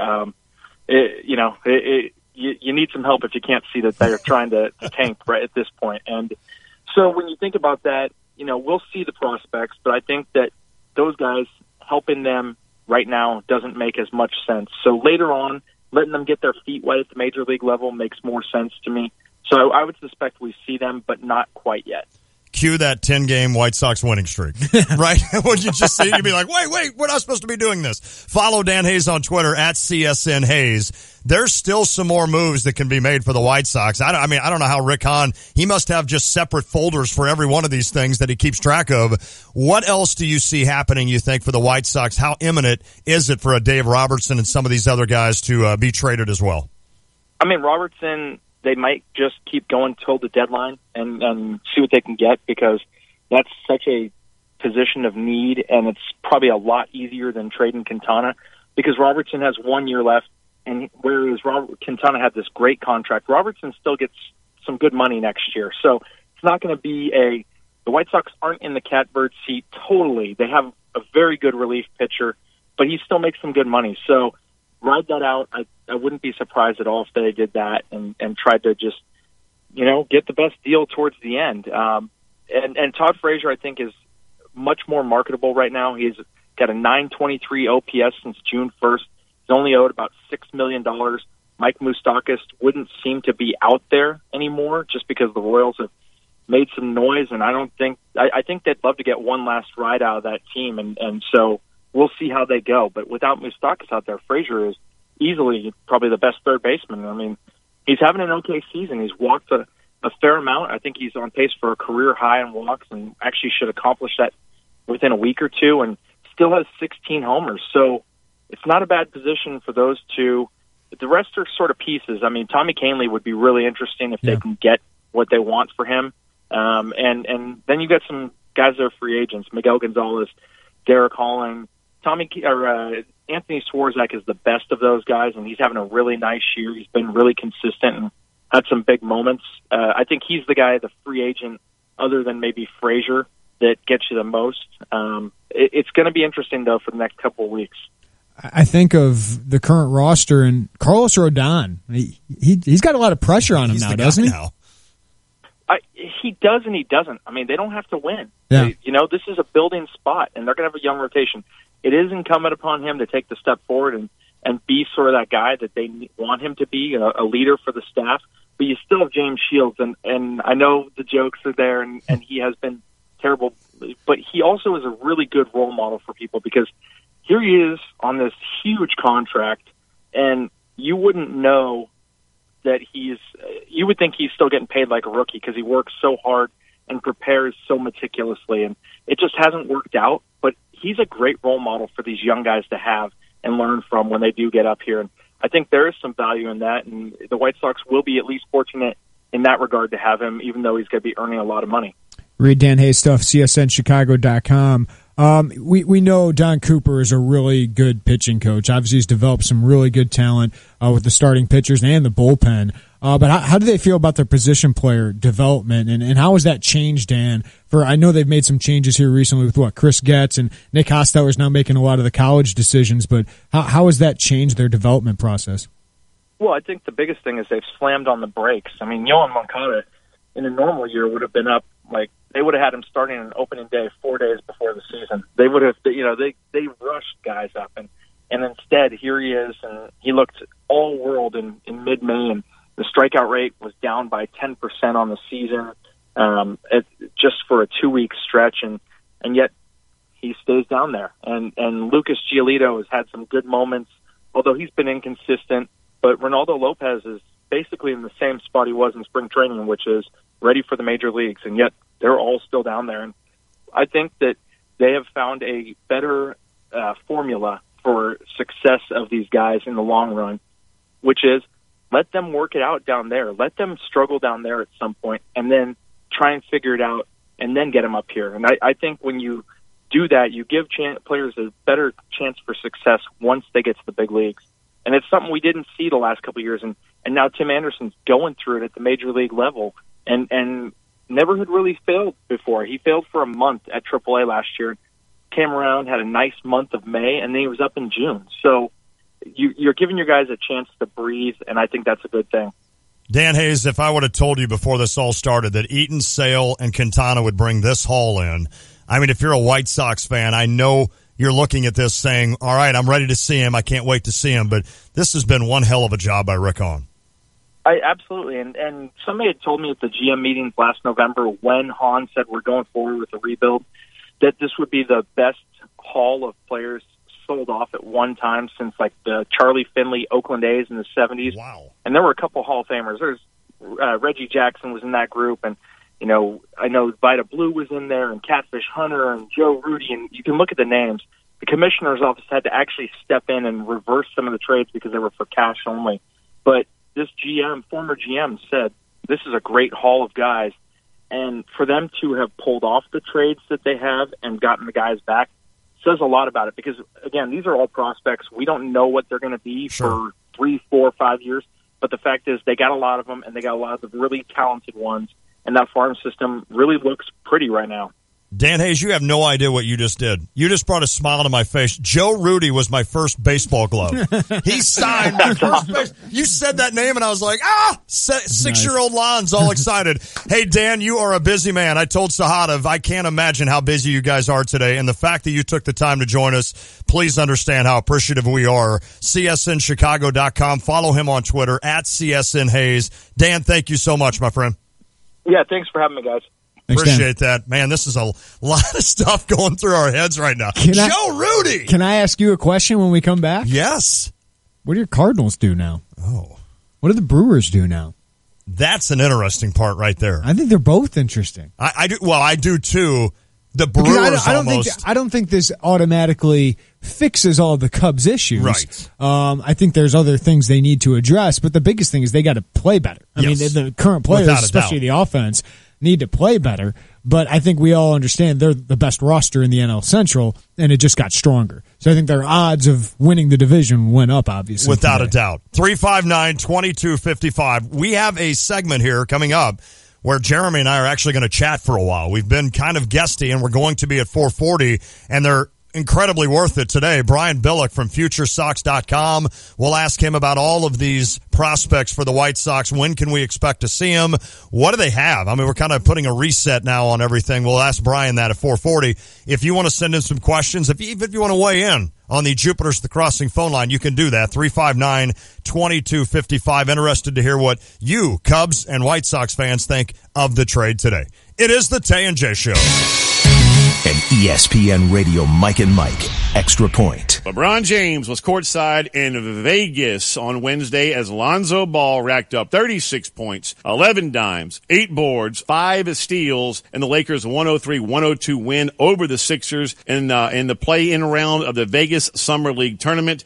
Look, it's the Summer League, but the last Laker with at least 30 points, 10 dimes, 5 steals in a game, Magic Johnson. That's significant, that stat line. This is also significant. He didn't wear the shoes, right? He had purple Kobe's on. He did not have the Big Baller brand of shoes on. I'm really curious if at some point, because we've seen, obviously, his dad has been out front and has gained a lot of attention, and I've got 2 kids, 17, 13 years old, and I kind of wonder if this was him saying, you know what, a little bit of space here. Hear more from Mike and Mike tomorrow morning on ESPN Radio. Burger King presents Breakfast Stories. Here's Pete, Tony, and the 2 for $4 croissant deal. The other day, Pete and I go to Burger King for my croissant. You know, they're just 2 for $4. Oh, it's my favorite. I'm like, what? Yeah, so I got 2 croissant, and I gave one to this guy. I'm like, who are you? I'm the guy that just paid for your breakfast. That's my favorite guy.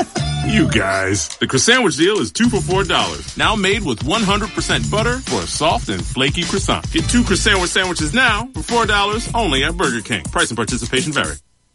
The Home Depot has a new idea. Free carpet installation that means free carpet installation. Clearing out furniture? Free. Ripping out old carpet? No charge. Hauling it away? On the house.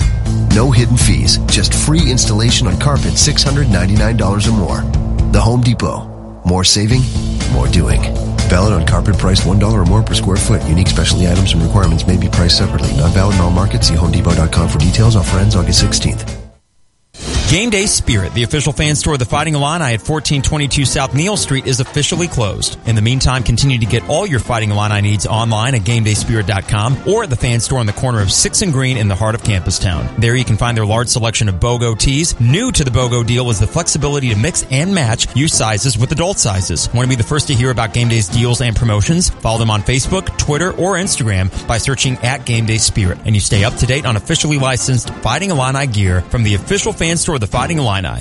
You already know Houlihan's Restaurant and Bar at the iHotel is a great restaurant, but don't forget about the bar. Fantastic drink specials and mouth-watering menu items from snacks to full meals, a nice selection of draft, craft, and domestic beers, and just about any cocktail you can imagine. Watch a game with multiple flat screens on all sides of the bar, or grab some tables and make it a party. Drink specials daily, plus Houlihan's is now serving a delicious hot breakfast 7 days a week. Houlihan's at the iHotel. Check them out at the corner of 1st Street and St. Mary's Road, just south of the State Farm Center. Get ready, Champaign. The award-winning Wooten Rodeo Company is headed to the Champaign County Fair for one night only, Sunday, July 23rd at 5:30 p.m. Come see World Championship Rodeo action with the best cowboys and cowgirls from all across the U.S. and Canada as they battle it out on America's most dangerous playing field. Tickets start at $10 each and are available at the Champaign County Fair box office now, or just buy them the day of the rodeo. For more information, check them out online at champaigncountyfair.cc. We'll sell you the whole seat, but you'll only need the edge.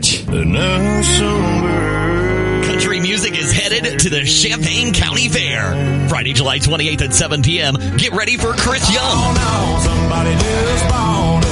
It's Chris Young live in concert at the Champaign County Fair with special guests Drew Baldridge and Cassie Ashton. Tickets are on sale now at champaigncountyfair.cc. It's Chris Young, Friday, July 28th at 7 p.m. at the Champaign County Fairgrounds in the grandstand on the Craig's Concrete Stage. Buy your tickets at champaigncountyfair.cc before it's too late. Protect your future with AA Marshall Home Inspection Services. Buyer's inspection with a buyback guarantee and seller's inspection. No surprises before closing. Owned by me, Aaron Allenbaugh, and my wife Kim, and serving all of East Central Illinois. Get more details and schedule your inspection today at aamarshall.net.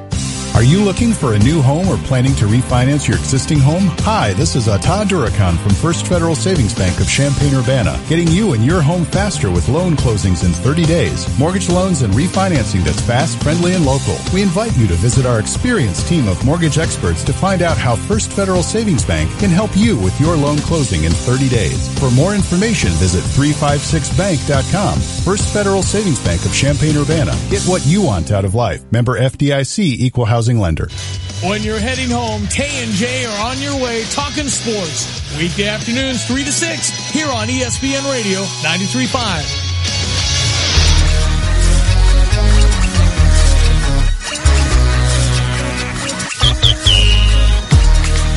It is the Tay and J Show, ESPN Radio 93.5. Lante, Jeremy Warner. I've got a happy Jeremy Warner to my left. I've got a happy Austin Berkland to my right. Austin's team has been upgraded with Jose Quintana. Your team just continues to add prospects as we go along. Can you bring Austin on real quick? We can. We haven't gotten the Cubs fan on quite yet. We haven't. Austin, congratulations. Thank you. It's been a long, tough road from the Tampa Bay Rays era of our will we or won't we trade Javi Baez to them, all the way up to this newest round of Detroit Tigers madness and everything in between in the offseason. I want to know if you and Jeremy were up late. Like, were you guys up till like 3 a.m. working this deal out or what? A little bit. We talked about this, and we were like, Eloy will really interest me. Like, Eloy and Cease, I was like, that seems fair. Mm-hmm. I think I'd ask for a little more. Like, I'd ask for Javi or something like that. But, no, I think this is a fair deal. And as I said, as a White Sox fan, I'm really excited what the White Sox are doing. I think the Cubs did better. I think they got the proven commodity on one of the best contracts in baseball. It's just the value of Quintana for the White Sox is going from 67 wins to 72 wins a year. Right. And it's not like they completely gutted the system with Candelario and Carantini. I could have easily seen a trade that was Eloy Jimenez, Dylan Cease, Candelario, Carantini for Jose Quintana and another minor leaguer. But they didn't. It was just 4 guys, 2 guys that mean something, 2 guys that are just lottery tickets. And other than that, it was a perfect trade. But like Quintana, his wins above replacement is about 5, right? So if the White Sox go from 67 to 72, that's not a lot of value. No. Right? Not For at all. the Cubs, if it takes them from 90 to 95, that's huge. That's a ton of value. Well, I mean, we're 5 games down of the Central, so that automatically means we're a half game down. So just to get a half game production out of the rest of the team, we win the Central, right? Right. What else, are you satisfied? I am 100% satisfied. Okay, I asked Sahada everything I've ever wanted. So there's nothing else. I mean, is there any other pieces you'd want for the? Do you think the Cubs back should? into the rotation guy, and then figure out internally who is your leadoff guy. Just figure that out, right? Madden. It's a good call. After that, smooth sailing. You're going to get ready for the update, which we're going to get back to you in a second here, Austin. First, we're going to head to the Jupiter's The Crossing phone line. He called early in the show, and we were so busy talking Cubs White Sox, we wanted to get him on now. Bruce is in Champaign. How are you, Bruce? I am fine. You know, I have been on hold since 10 o'clock this morning when I heard about the trade. Now, you're a Sox fan, I think, right? Oh, huge. I mean, right now, I got Sox everything, okay? Sox and Packers. That's all I'm going to say. But, you know, well, at least one of them wins. Right. Yeah. This, you know, I guess the first biggest trade ever between the Cubs and the White Sox was George Bell for Sammy Sosa. But this tops it all. How excited are you for the White Sox future now? Oh, you know something? We had to bite the bullet for a couple of years. You know, it's going to happen. We knew it was going to happen. I mean, this just makes me want to buy more tickets just to watch it right now. Just put more money into the coffers. Without a doubt. I've been up there 3 times this year. Isn't that now great? I'm hoping Schwarberger for Shields and Derek Holland. I think that would be a great trade there. Yeah, boom. Just keep it going. Yeah, but Han is just like amazing. This is just, I mean, the guy is just getting so many prospects right now. I mean, this is really scary. It's so scary good. It's unbelievable. I agree. This has got to excite you going forward. Oh, yeah, and the thing about it is, you know, the Milwaukee Brewers, I really thought he was going to Milwaukee or Houston, one of the two. And this one came out of nowhere. It really did. You know, it's unreal. I mean, oh, yeah, but it's great to see you guys are talking real baseball in 93.5. I love it. I love it. Well, Bruce, I know you're always out there listening, and I always appreciate it because I know you've got an ear for me to make sure I'm doing fine. And always remember who gave you your start, bud. It's this guy right here, Bruce. Hey, buddy, it's great to talk to you, man. Talk to you later, Lon. Take it easy, bud. Appreciate it, buddy. There's Bruce, a history there. Yeah, between you two. Bruce hired me down at my first job in high school was at WITT in Tuscola. Oh, nice. 93.5. There you go. Yep, same tower. I think it's the same tower. Nice. And I went in, and I would go in on Saturdays, and I would get the News Gazette, and I would read the scores from the News Gazette. And one person, I think, listened, besides Bruce, who was making sure I wasn't goofing around. And your mother? It wasn't Mom, I don't even think. It was my grandma. Oh, okay. I think, and Grandma would say, well, I think he does a great job on those updates. I'm like, Grandma, I'm just reading the News Gazette. Hey. That's all I'm doing. It's like reading a teleprompter, okay? That's exactly right. People get paid to do that. But Bruce Andre gave me my first start, and I'll always appreciate it. And here we are many, many years later. Bruce and I think alike. My brother thinks like this. A lot of my friends think like this. You kept just banging your head on the same table, doing the same thing over and over again. And I liked some of the moves they made, but it was just you kept going at it and it wasn't working. Right. And it was time. And I think they didn't trust the fans because we weren't showing up to the ballpark. Well, doesn't that tell you something? Because White Sox fans will show up. Yeah. We do show up when we believe in the product, but we haven't recently. Now, I'm more excited to get to games. Oh, I can't imagine. I want to support the franchise because I support their vision. I support a plan, a long-term plan that has high upside. It's been a long time since they've done that. And now I think they needed to treat their fans like they were smarter. Like, I think they thought the fans like, oh, if we don't go for it, they're not going to show up. No, we're not going to show up unless there's a real contender here. Absolutely. We'll be patient. Yep. We'll do this the right way. We saw they did on the north side. We saw they did in Houston, right? That's the way to do it. A sustainable winner. I want a chance to make the playoffs every year. Right. Like, my team has made the playoffs 4 times in my lifetime. Unreal.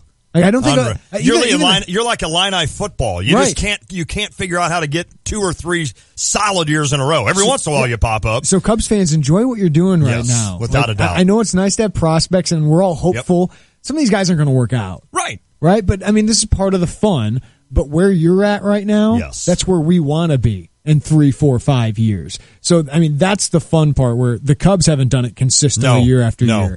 07 and 08 was nice, and they were competitive a little bit after that, but That's what the White Sox need. They need some sustainability to do what your team the Cardinals, do year after year after year. You know what you need before football starts? You need a road trip to some minor league games. I remember when Oscar Taveras and Colton Wong were coming up and they were at Memphis, and we never made it happen. But Birmingham's going to be loaded. Well, I was going to say Birmingham. I mean, they probably will outsell the White Sox maybe this year. Well, because Charlotte has like Yohan Moncada, Ronaldo Lopez. Man. Birmingham's going to be the place to be. You're going to have Kopech, Eloy Jimenez, Dylan Cease here soon. That would be fun. Yeah, they're going to be loaded. That would be so fun to go watch. Luis Robert maybe soon. And that was things I wanted to do. I wanted to go down to Memphis. I think maybe Waka and Carlos Martinez were both pitching. You had about 4 or 5 guys you knew hopefully one day would be a part of the Cardinals, and now they are. And I remember thinking, all right, I got to make a trip to Memphis, man. I want to see these kids play. It does give you excitement looking to the future. If you want to weigh in, 359-2255. What's this mean for your Cardinals, on? We'll talk about that next.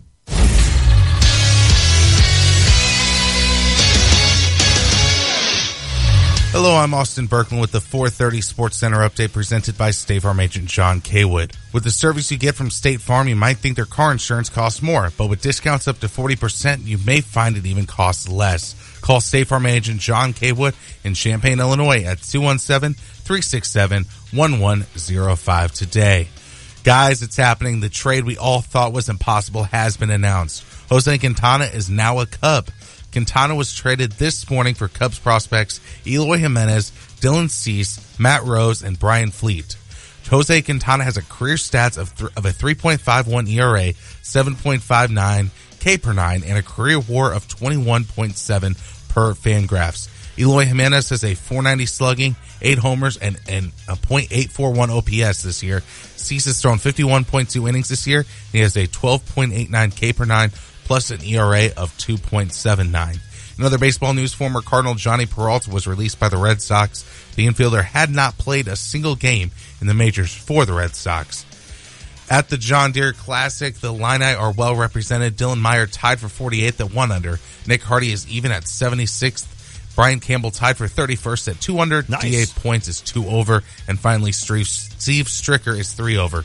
Brandon Paul, another former Illini, has signed a guaranteed deal with the San Antonio Spurs. He averaged 10.4 points per game in 68 games in the past 3 years in various European leagues and 14.6 points per game in 45 games in the NBA D-League. Sources say Kings VP Scott Perry and Knicks have come to an agreement to become the Knicks' new GM. So that, my friends, is the Sports Center update. Somebody took that job. Yeah. I mean, going through all these candidates, nobody wants the Knicks job. I don't even know that.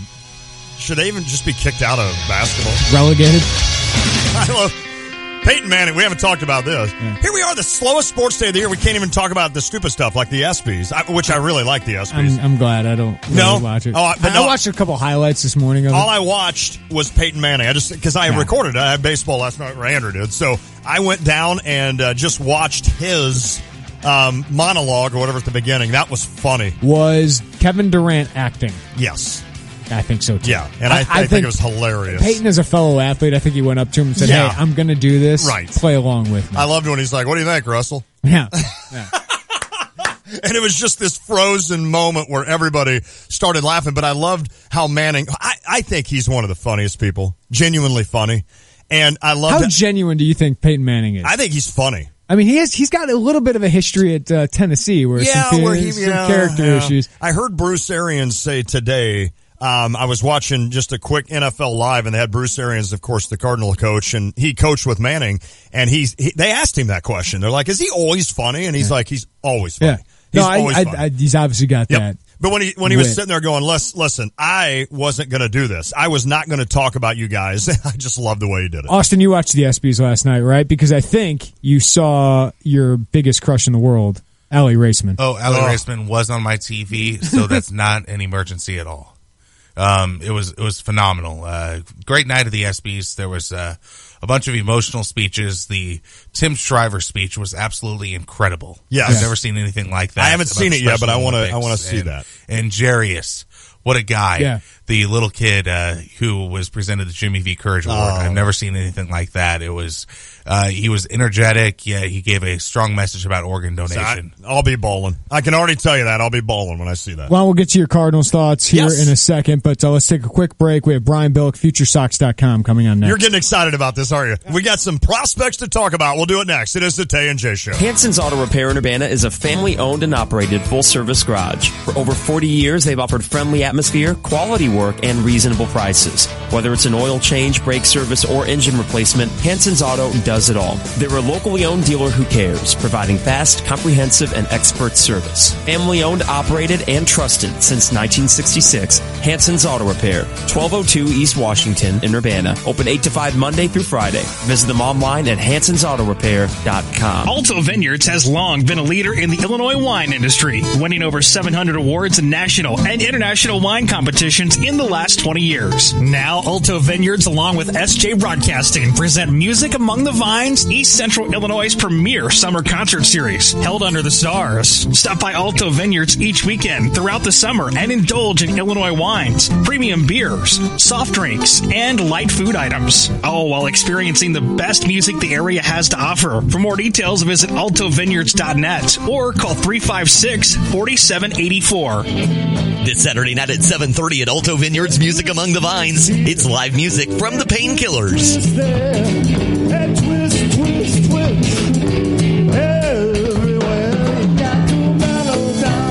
Don't miss the Painkillers. Saturday at Alto Vineyards Music Among the Vines. More details at altovineyards.net. Then be back on Sunday from 2 to 4 p.m. for free live music from Billy Gold. We'll see you this weekend at Alto Vineyards. Hi, it's Stevie J. Start your day with me along with Diane Ducey. Weekday morning 7 to 9 here on ESPN Radio 93.5.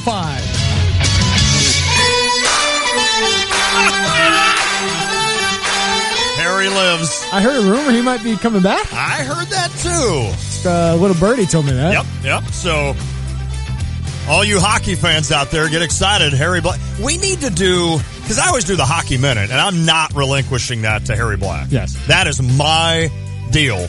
But we need kind of a hockey something out of him. Like Nathan DeHaan might start a soccer minute. Ooh. Which, he's not here today, but we would have heard about how the U.S. men's national team had a very poor performance last night. Yeah, see, there's so much to talk about today. That is my 5 seconds of soccer that I have. On the pitch? Yeah. Right now, the White Sox, according to MLB.com, have 9% of the top 100 prospects. Wow.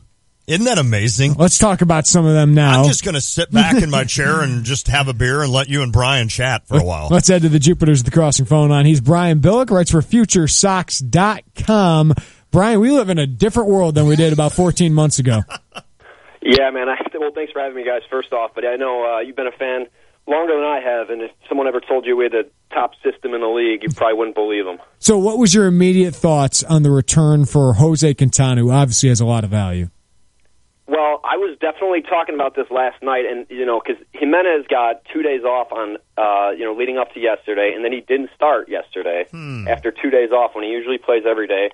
Cease got pulled from his start for the second week in a row, and it just didn't really make sense. I had heard that the Sox and Cubs were talking, and it had stalled, but I didn't know if the Cubs were trading these guys to the Sox or to another team.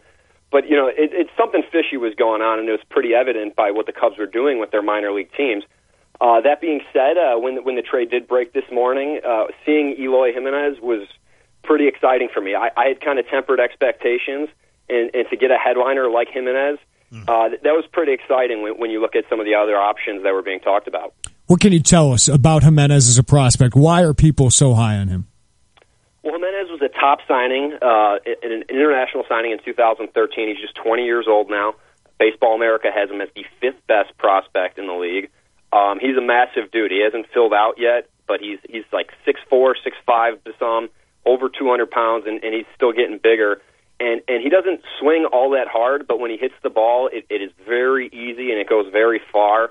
Darren Willman, he works for the MLB. He works with the stat tracker, and he said there's been 3 players who have had 119 miles per hour on the exit velocity this year, and it's Aaron Judge, Giancarlo Stanton, and then Jimenez. So just easy power. Maybe not the best defender, at least right now, but he's not without athletic ability, so he's probably going to be a corner outfielder who the White Sox are projecting to hit in the middle of the order for a long time. Dylan Cease, it seems like there's some on the side of he's really got incredible potential. There's some on the other side that wonder if he does. What do you think of Dylan Cease? Well, I've liked Dylan Cease a long time. He was in the 2014 draft. So the White Sox were picking third. That was the year they got Carlos Rodon. Yes. But there was one point where there was no way that Carlos Rodon was going to get to them, and the Sox fans were looking for other options. And Cease was one of those guys who was in the conversation to be a top 10 pick. That after that had happened, he had gotten Tommy John surgery as an 18-year-old, and the Cubs ended up drafting him in the 6th round. Wasn't your typical 6th-round pick. He still got $1.5 million on the signing bonus. But this is a guy that throws, sits in the mid to high 90s, could touch 100 miles an hour, throws really hard, easy motion, athletic guy, and now he's got his curveball coming along, and he's had great results. Although he's been limited both by the Tommy John recovery as well as a sprained ankle that put him on the shelf for 3 weeks this year. But this is another guy that the Sox could add to their right-handed pitching corps. Big time ceiling there. I mean, I think some scouts would say there's doubt that he stays as a starter. But, it's more injury-based, whether he stays healthy or not, because it looks like he's got the mechanics, and with his secondary stuff developing, it looks like he's got the repertoire to be a starter as well. Brian, I kind of feel bad for Matt Rose and Brian Fleet. We're not even talking about those two kids today. I'm kidding. I know they're throw-ins here. Yeah, I mean, do you like either of those guys? Well, it's interesting, because I'm sure you're seeing a lot of the stuff I am, Jeremy, and these third or fourth guys that people were putting in the Quintana trade talks. I mean, some of them were top 100 prospects, or at least notable guys just outside the top 100 prospect list. And I was kind of like, we got to temper our expectations here. I mean, Rose he was a decent draftee. He was the 11th round pick for the Cubs in 2014, I want to say. But he was a guy that could have been taken as a pitcher or a third baseman. And they took him in the 11th round. And the 11th round is usually filled with guys who are better than an 11th round talent. Because the last few rounds of the 10th are more for financial maneuvers. So he's better than an 11th round pick. He shows a lot of power. Hasn't had much success other than the ability to show power in high A ball. But he's an athletic guy. If he could stick at third base and continue to hit for power, he could be a potential guy. It looks like the Sox are betting on power again with Matt Rose. So this system, obviously, is just loaded right now, and the pitching is really interesting to me, Brian, because there's a lot of high upside guys, but it doesn't seem like a lot of people think all these guys will stay as starters. Who are you most confident in? Even though it's hard to say that because pitchers are kind of lottery tickets sometimes too. Well, one of the guys that I think it's overlooked because the Sox acquired Giolito, Lopez, Kopech, the guys you're touching on is Spencer Adams. Sox drafted him in the 2nd round a while back, and he was an athletic kid. But he would come through the minors, and he would have decent ERAs. He would never walk anybody, but his strikeout rate was very low. So a lot of evaluators were kind of down on him. And last year we had some people from our site out there seeing him pitch, and he was clocking at 89, 91. When you're a right-handed guy, it's a little disappointing. This year, he's come out, he's still not walking anybody, and all of a sudden he's striking people out more. He's getting, 6, 7 strikeouts in a game, getting closer to a strikeout per inning. And Matt Cassidy, our editor, saw him pitch in Birmingham last week, and he was throwing 95. So, for a guy who does nothing but throw strikes, to get that tick up on the velocity, he's got the athletic ability. I think he's got the makings of a back-of-the-rotation pitcher, which is really valuable, especially when you consider that if Kopech, if Lopez, if Giolito, if Alec Hansen, if these guys could make up, if they could stick as starters, they're probably going to be closer to high-end starters. But Spencer Adams and then Dane Dunning, two of the guys that are not talked about as much, these are guys that have full repertoires as starter, and they might not be as sexy as prospects as the aforementioned guys, but still could play an important role on a team. They drafted Jake Berger, Gavin Sheets, a couple other guys. We haven't gotten your thoughts on that, but Nick Hostetler, the new scouting director, seems to be putting a stamp on the draft so far. Yeah, definitely. I mean, last year, I think everything went well. I mean, the way they were talking when they left the draft, I was almost confused because they were so happy. I mean, just the fact that they got Alec Hansen, they were just raving about him. Some of the guys they picked up in the later rounds, they couldn't believe. And this year, it was definitely a different draft. I mean, they picked a lot of professional hitters, guys who walk a lot, don't strike out a lot. and probably guys who are going to move pretty quickly through the system. Jake Berger and Gavin Sheets have both been very strong, albeit in a very small sample size. But, talking with Nick after the draft, it's pretty funny with Berger. I mean, he's a guy that hit over 20 home runs in his last 2 years in college. Definitely was looked at as the power hitter in a weak college draft class. But, not everybody was in love with him on the scouting side. And Nick's point was, he doesn't always look that pretty. He's kind of a clumsy guy at third base, but he's got a great arm, gets the plays done. He's right up on the plate in the batter's box, takes his walks, gets his hit by pitch, has his power. So he's a guy that's probably going to move quick through the system. And it's just funny, he's not this great athlete. He's not like Tim Anderson where you could watch him run and you could watch him throw and just be amazed. He's a little different, but he does a lot of the finer things well. He's Brian Billick, FutureSox.com. You can follow him on Twitter at Brian Billick _ That's BILEK for Billick. So at Brian Billick _ You also got the early returns. I mean, Moncada, Kopech, the guys they got from the Nationals. What have we learned out of those guys at the minor league level so far, Brian? Well, I think we learned that Moncada's an elite prospect. I mean, he's the number one prospect in the league by most publications now. And, he was really setting the world on fire, into June. And then he had a wrist injury, a sprained wrist, went on the DL, spent a few weeks on the shelf, and he came back really slow from that wrist. I mean, obviously being a hitter, generating the torque with your hands, with your wrist, it's tough coming back with an injury like that. But he's been better now, and now he's showing the power again. There's a little bit of doubt from evaluators about how he hits on the right side of the plate. But I think this is a guy we're going to see in Chicago perhaps by the end of the month, and a guy that's going to be an essential part of the White Sox moving forward. As far as some of the other guys they got in the Eaton trade, Reynaldo Lopez, has had a couple bad starts, but overall his numbers look great. He's walking less people as the season goes on. I think in a different year he'd probably be pitching for the Major League club already. Giolito over his last 5, 10, 12 starts or so has really turned it on. He's got a couple complete game shutouts and 7-inning shutouts in the doubleheaders down in the minor leagues. But, I think what the important thing is here is the Sox are starting to develop what they referred to in the offseason when they started making the trades to what Rick Hahn referred to as a critical mass. You touched on the top 100 prospect list and how it's got so many White Sox in there. But there's a lot of guys in here that, we can't even fit in our top 15 that, 13, 14 months back would be top 5 prospects in the system. So, even if some of these guys don't work out, it seems like there's going to be another guy, chomping at the bit as soon as someone struggles. And that is the key. I'm ready to watch him. That depth. Last one for you. How confident are you that they can develop these players? I mean, they've done well with the pitching side. That's a good question. How about the position player side? Yeah, and that's, I got a lot of Cubs fan friends, and that's what they love to point to. The Sox haven't, developed a hitter since Joe Creedy or Aaron Rowland or whatever it is. But I think this is a different development team. The Sox took a lot of people from their minor leagues, brought them to the major leagues. They brought in Chris Getz to oversee the minor leagues. They brought in Nick Hostetler to run the draft. I mean, there's different philosophies in bringing in and bringing in the players. And really, with a lot of these guys, I mean, they acquired Moncada. He was looked at as the number one prospect by some. So a lot of the development on him was done. Same thing with Eloy Jimenez. I mean, he's the 5th best prospect according to Baseball America. I mean, the Cubs should get a lot of credit if he becomes a great player. Robert, a lot of people wanted to pay a lot of money for him.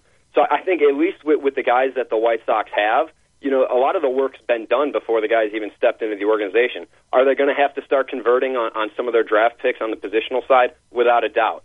I don't think we should hold the track record of, former people that used to be with the organization. I think we should probably let that go a little bit and see how it works. But, again, with the depth, I mean, if you get enough guys there, yeah, guys are going to fall. But at the end of the day, the objective evaluators are loving everything the White Sox are doing. Great stuff. Brian Billick, you want to read his stuff, FutureSox.com. Bookmark that page the next couple of years. No doubt. No doubt. Follow him on Twitter as well, at Brian Billick _ Brian, thank you so much. Thank you so much, guys. Always a pleasure. See you, Brian. So exciting. Earlier I said Tom Kittle. I just thought of it. It was Ron Kittle. Ron Kittle, yeah. Back in the day. This is I mean, I'm not a White Sox fan, I can't wait to see these kids. This is where the Astros were. Yep. This is where the Cubs were. Wow. And look what's happened to both of those. Where the Braves are right now. Yep. I mean, the Braves could be a ridiculous team in a couple years. They decided to tear it all down. Yeah, Matt Adams. To build it back up, right? And now the White Sox are a part of that. Wow. It gives you a lot of hope. Sure. And it gives you realistic hope that they can be a contender. Is it going to culminate in a world championship? I don't know. But they've set themselves up where there's a sustainable model here. It's not just going all in for 1 year to the next year. I'm sure it has happened, although you could argue maybe it hasn't. Have the White Sox and Cubs ever been, I don't want to say elite, but one of the best teams in baseball at the same time? I thought of that today. I go, my son, by the time he gets baseball conscious, he'll be like, man, Chicago's great. Chicago baseball is awesome. This happens all the time, right? Right. Like, so by the time he's 4 or 5, isn't that funny? Right? By the time I'm really taking him to games, and he's starting to learn the sport. I thought of that the other day. I saw a little boy. He's like, I had Frank Thomas. Yeah. Like, he could have Eloy Jimenez and Yoel Moncada, Michael that's so Kopech. funny. It's like when Alex Fernandez, Frank Thomas, Robin Ventura, that young core. Oh, man, that's so cool. I saw a little boy. He's probably 7. In a Rizzo jersey the other day, and I started thinking to myself, he's 7 and he's seen a Cubs World Series. Yeah. He's probably like, this is pretty easy. Yeah. That's like when I was little a Bulls do you know fan. that your grandpa and everybody else never got to see him. Well, maybe, I'm sure he did now, but if he's still alive, but it's like, there are a lot of people who never got to see the Cubs win a World Series. Cardinals, what do you guys do now? Okay. You want to ask me, or do you want to take a break? I think we had to combine these breaks. Okay, let's combine that. Cardinals. Where's this put you at now? I've never been more confused on what I want the Cardinals to do. Like, what are we? Because I'm sitting here watching this division. That's the question, right? What are the Cardinals? What are they? That's the identity, right? That they've always had. They're in transition. They are. But one move could make a difference. But it's got to be a huge move. You can't make these little tinkers that Mozeliak's done a lot. Right. And I think he wants to make the big move. It's just, what is that move? Which move do you put your career kind of on, right? Yep, I agree with you. And I sit there and I look at this division, and obviously the way the Cubs are playing, that gives me a little hope that, hey, if the Cardinals would get hot at the right moment, they could win this division. And I'm not throwing away, I'm not refuting the Brewers here. I'm not throwing them away. I know they're tough, and they've got that 5-game lead. But it does at least make you think, if the Cardinals could get some consistency in the middle of that order, and if they can get Dexter Fowler rolling, who really, honestly, has not started rolling at all. If Matt Carpenter continues to do what he does, if they could get some of these guys, Aledmus Diaz to start hitting, if Grichuk and Piscotty could kind of live up a little bit more to what we expect out of him, if Colton Wong can come back and be decent. You look at a guy like Luke Voit, who's done well. I mean, you look at this and you think, they have the pitching.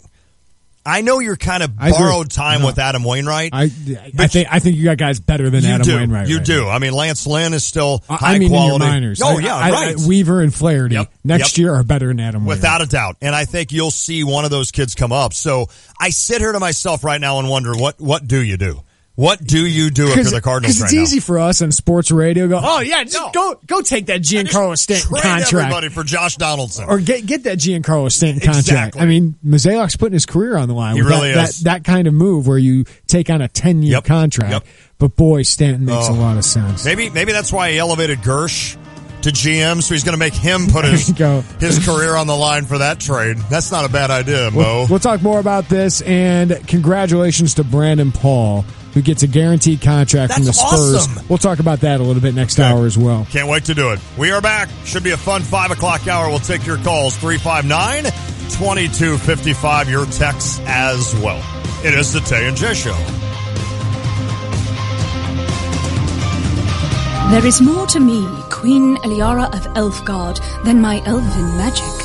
Just as there's more to Geico than saving you money, Geico also gives you 24/7 access to licensed agents online, on the phone, or on the Geico app.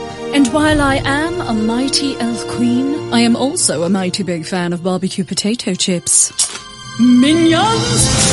More smoky mesquite. Geico. Expect great savings and a whole lot more. Baxter's Grill in Champaign serves up classic American cuisine made with the freshest ingredients. And now, all summer long, you can enjoy Baxter's delicious food and ice-cold drinks outside in their spacious outdoor bar and patio. In addition to their signature appetizers and entrees, Baxter's has happy hour specials 6 days a week, including half-price bottles of wine on Tuesdays and $2 Coronas and $4 margaritas on Thursdays, along with live music on Thursdays and Saturdays. Baxter's American Grill, 100 Trade Center Drive in Champaign. This is Eric Bolin with Provident Financial Group. Are you getting the attention you deserve from your broker? When you partner with Provident, you get an advisor who stays focused on you and your family. We work for you. Contact us today to schedule a consultation. Find us online at ProvidentFinancialGroupLLC.com. Securities and advisory services offered through Commonwealth Financial Network. Provident, partnerships built on trust. FINRA SIPC, a registered investment advisor. Check out the new BMW of Champaign. It's not like the old Twin City. They have new on-site local ownership since 2013, along with a new state-of-the-art facility. With a Customer First Service Award winner for 2015, BMW of Champaign does business your way. Yes, they have tons of cars. Yes, they'll get you what you want. Yes, they discount, deal, and even pick up and deliver. So stop in, ask for Ben, and give BMW of Champaign a look. BMW of Champaign at the corner of Neal and Burwash in Savoy. You've heard me doing my hobby. Roll 'em up! Water wrap, go! I also have a real job as co-owner of 2 insurance agencies with more than 50 years of service to Central Illinois. Hey, it's Lon Tay, and I'm excited to do business with you. For a free business, auto, home, or life insurance quote, call me at 832-2411. Partnering with Pekin Insurance, you're guaranteed to receive a competitive quote. Going beyond the expected with Pekin Insurance and the Hillard Agency. Call 832-2411. Shop local, support your community, and get healthy at Urbana's Market at the Square each and every Saturday, May through November, rain or shine, from 7 to noon on the corner of Illinois and Vine in downtown Urbana. Shop and enjoy Illinois-grown products, including meat, dairy, honey, baked goods, produce, flowers, plants, arts, crafts, and food trucks. Market goers will also enjoy chef demos and samples on the first Thursday of each month. Make sure to check out their new website, urbanamarket.org, for info about vendors, programs, and much more. Urbana's food truck rallies are back. Shake up your lunch routine and join in the last Tuesday of the month from April to October at the Urbana Civic Center, 108 East Water Street in downtown Urbana. Make sure you check out the City of Urbana Facebook page or visit urbanaillinois.us/foodtruck_rally for an updated list of your favorite food trucks that are participating the last Tuesday of the month through October. See you there. Want to save money you're smoking and spitting away? Want the friendliest, most knowledgeable staff to help you along the way? Vapors E-Cigs LLC is the place for you. Let their amazing staff help you find the best hardware and juice for you. Earn reward points you can use for discounts on coils, juice, and even 70% off a kit. Do you already vape? Go check out their over 30 premium lines of juice and amazing selection of hardware. Located at 1903 North Neal Street in Champaign and 2 East Main Street next to the courthouse in Danville. Now's definitely the time to stop by Vapors E-Cigs LLC. You're listening to WSJK ESPN 93.5 Tuscola, Champaign-Urbana, your home for the St. Louis Cardinals. A confession in the case of 4 missing Pennsylvania men. I'm Lisa Lacera, Fox News. The suspect, already jailed in connection with the disappearance of the men, admits to killing them. Cosmo DiNardo's attorney came out and spoke with some of those reporters and said that his client had confessed. And our colleague Chris O'Connell at Fox 29 is reporting that in exchange for the confession, Cosmo would not face the death penalty in this case. Fox's Rick Leventhal. Republicans already jumping ship on the just-revealed health care measure that was unveiled today. Fox's Jared Halpern live on Capitol Hill. Republican leaders will need support for a revised health care measure from several colleagues who opposed an original draft last month. There's some additions to this version that I like better. There's some, additional spending, throwing more money at problems. I'm not that nuts about that. Wisconsin Republican Ron Johnson says he'll vote yes in a procedural motion to start debate next week in hopes of offering amendments. It will take 50 of 52 Republicans to advance the bill without Democrats. Already 2 Republicans, Kentucky's Rand Paul and Maine's Susan Collins, have signaled opposition. Jane. Lawmakers investigating Russian meddling in the election looking for more information after Donald Trump Jr. admits to meeting with a Russian lawyer during the presidential campaign. We still anticipate talking to Mr. Kushner. We have made a series of document requests, and we expect to be receiving those very shortly. Senator Mark Warner, the ranking member of the Senate Intelligence Committee. I have a son who's a great young man. He's a fine person. He took a meeting with a lawyer from Russia. It lasted for a very short period, and nothing came of the meeting. President Trump also asked about the matter for the first time after a sit-down with French President Emmanuel Macron, the two leaders now having dinner at the Eiffel Tower. Fox News, fair and balanced.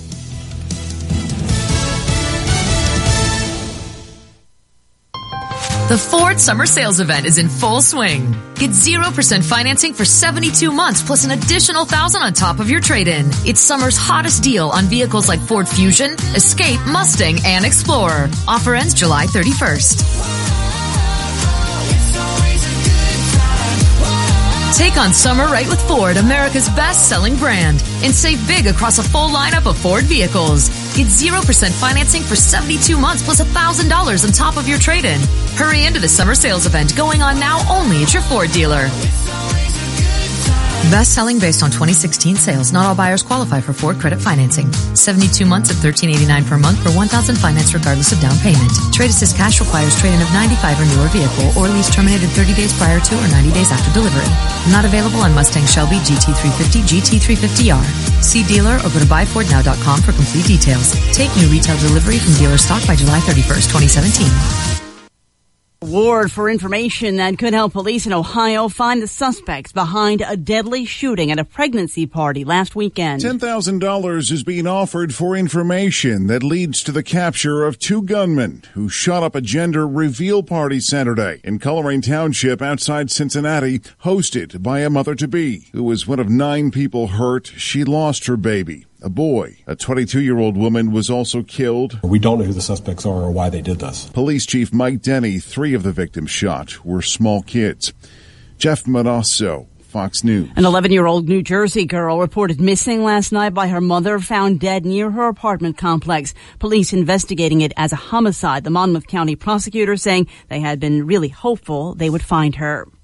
The Emmy nominations are out. HBO and politically tinged shows dominated the 2017 Emmy nominations, with HBO's Westworld and NBC's Saturday Night Live leading the pack with 22 apiece, while Netflix throwback hit Stranger Things nabbed 18. Among them, outstanding drama series alongside Westworld, The Crown, Better Call Saul, House of Cards, The Handmaid's Tale, and This Is Us. Presenter Anna Chomsky announced the outstanding actor in a comedy series. Anthony Anderson, Blackish. Aziz Ansari, Master of None. Zach Galifianakis, Baskets. Donald Glover, Atlanta. Shameless's William H. Macy and Transparent's Jeffrey Tambor rounded out that category. Michelle Polino, Fox News. A bag with moon dust and rocks that Neil Armstrong collected during his first lunar landing, one of the 180 lots linked to space travel. The Sotheby's auction house will auction off next week to mark the 48th anniversary of the lunar landing on July 20th, 1969. Other items on the block: Armstrong snapshot of fellow Apollo 11 astronaut Buzz Aldrin standing on the moon. Lisa Lacera, Fox News Radio.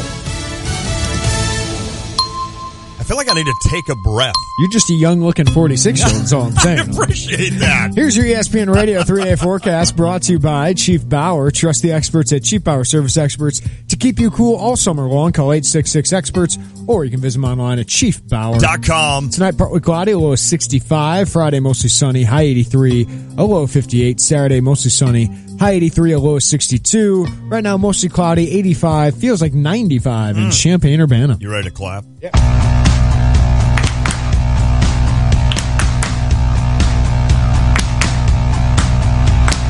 All right, it's the Tay and J Show. Lante, Jeremy Werner. We have drive time to get to, but what a show it's been so far. And we may have a couple special guests for you this hour. We don't know yet. There's some famous people in our they're just station. strolling around the radio station. So we'll see if they want to stop in and say hey. So what is normally the slowest day in sports, and I'm slurring my S's for some reason, has turned into just a crazy day. You're not having a stroke, are you? I'm not. I think I'm fine. My right eye is twitching. No, I'm kidding. Hey, before that, let's tell you what we've done.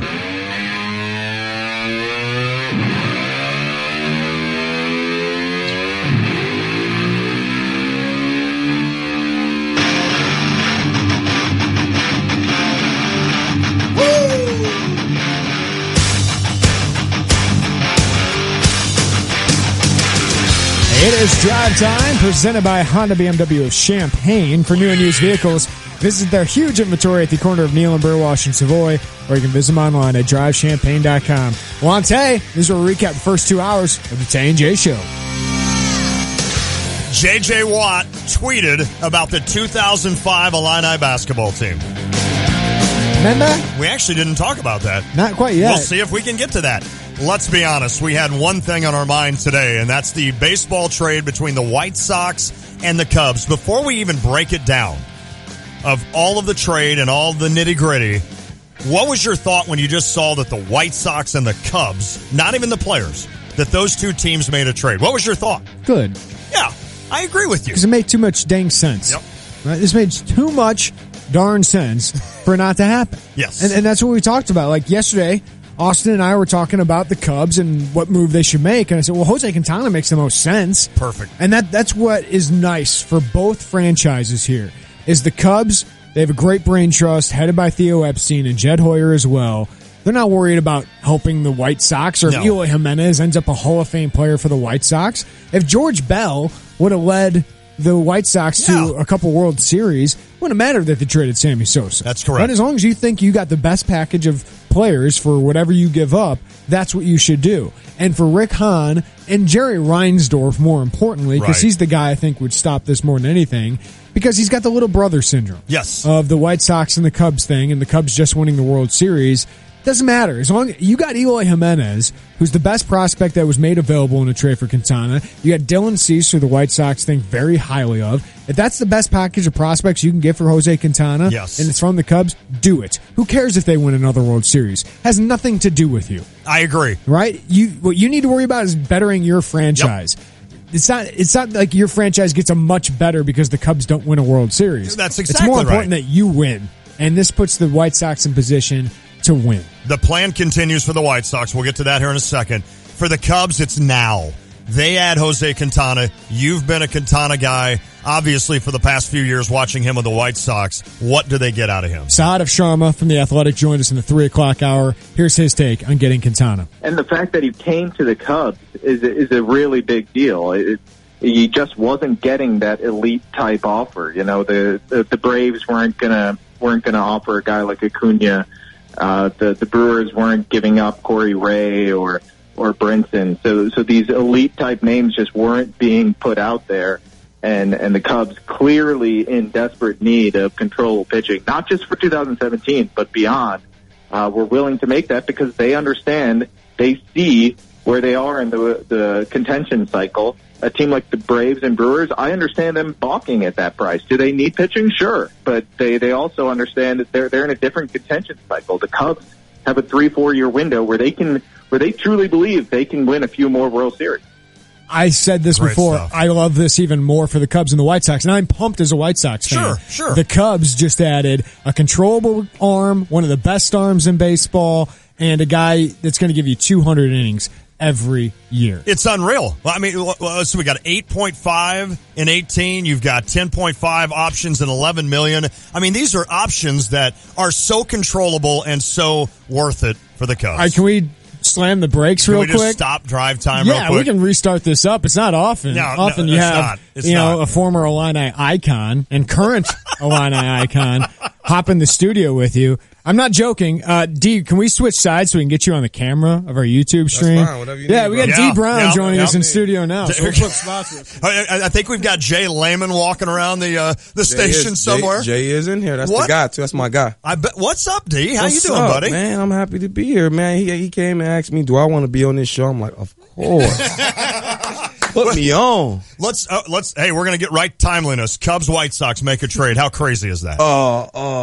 Very interesting. Yes, that's all. You know, I got a lot of respect and I support the White Sox, but I'm a big Cubs guy, as everyone knows. So it's very interesting to see that. Did you play baseball? I know you played football. I did, but once I saw a 90 miles per hour fastball come past, I was like, I'm okay. I got to switch sports. Because if you hit me with that, I got to come knock on your door and ask you, why did you throw it so hard to hit me? Yeah. I got to ask you that. Yeah. That is funny how many times that's ruined a guy. So what are you doing down here, D? I was down for a golf outing. I had one today and I got one tomorrow. Today was with the Gibson Hospital. I had that one at the U of I course. Tomorrow I go to the state police, state troopers have one in let me say this right, Lotto?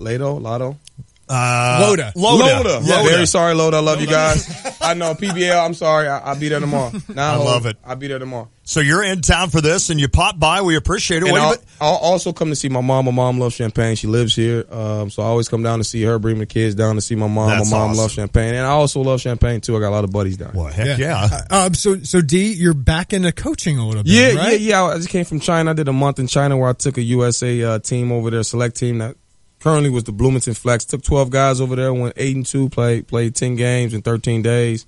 Also, I have affiliation with Mean Streets, who's down in Peach Jam right now. I couldn't go to Peach Jam because I had to work and also had to be, like I said, come visit my mom, be around my mom as much as I can. So, affiliation with the 15U Mean Streets, and I'm also doing personal development, training a lot of kids. I'm big into development right now, so just trying to, like I said, stay around the game of basketball. This is still something you're pursuing hard, yeah, right? Man, I tell people, give me 5-7 years, I'll be, I'm gonna be in this business real tough. I love the development. I love basketball, man. Basketball is me. I'm a basketball guy. I want everybody to know that.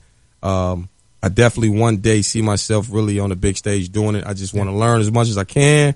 I want to thank all my mentors for, helping me out in this business, because it is a different business. A lot of people say, oh, Dee Brown can play, but can he coach? I say I will just tell people this, that I've been around a lot of good basketball minds and who trying to help me. And one of the things I really take to the next level is effort.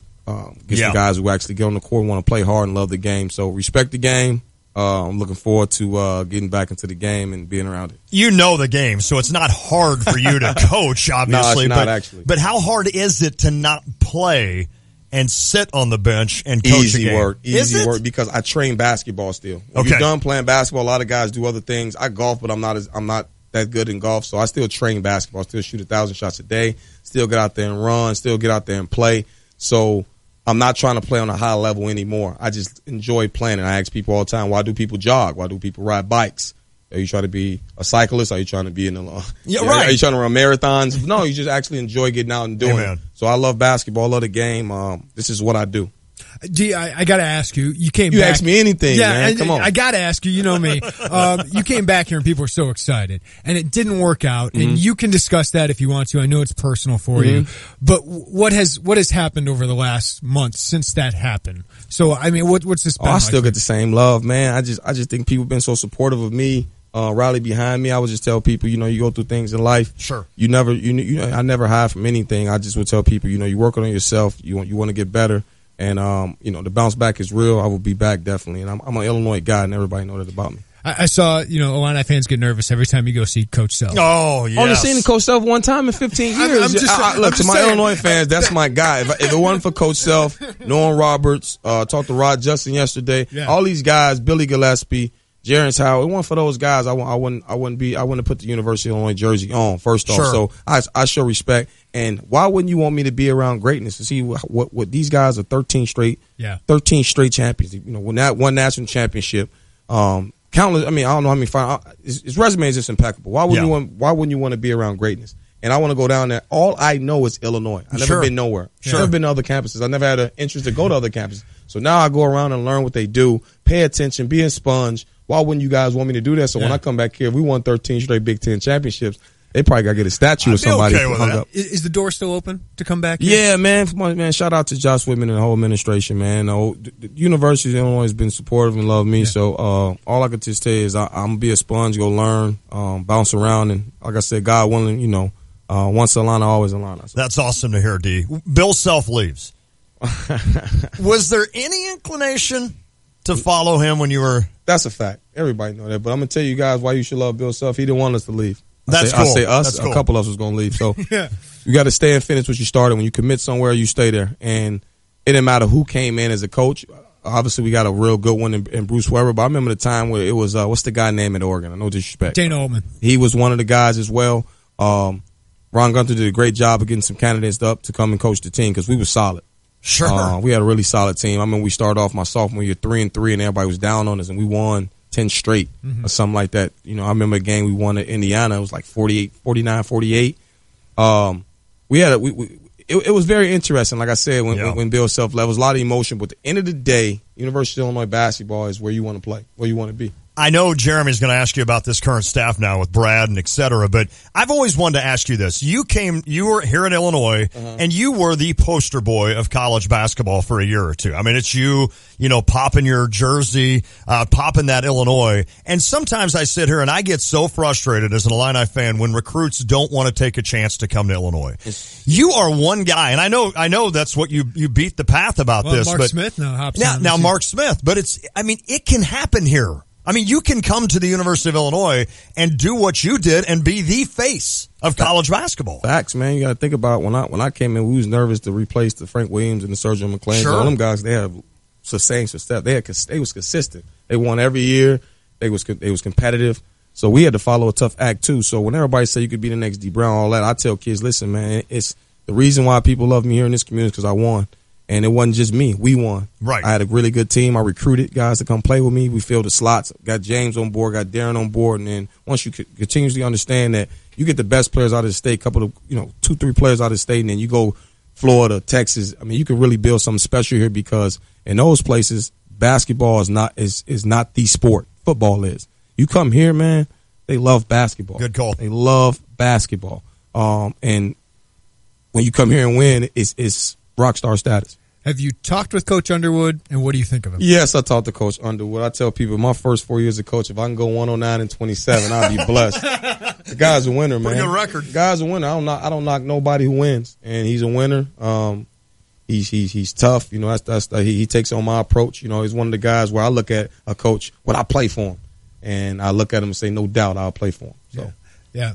So I wanted to ask you, J.J. Watt tweeted about you guys. I just saw that. I just retweeted. They say he was thinking about us. I was like, wow, that's interesting. I actually put a smile on my face because I told you guys when I go around and I talk, even when I did the Hall of Fame in Chicago, I tell people we were good, us together, family. When you talk about what we do when I walk around the city, when I was on Sports Illustrated, that could have broke the team up. Yep. But they looked at it as that's us because we thought about the brand of Illinois, and when I put the jersey out, you didn't see Dee Brown on that jersey. You saw Illinois.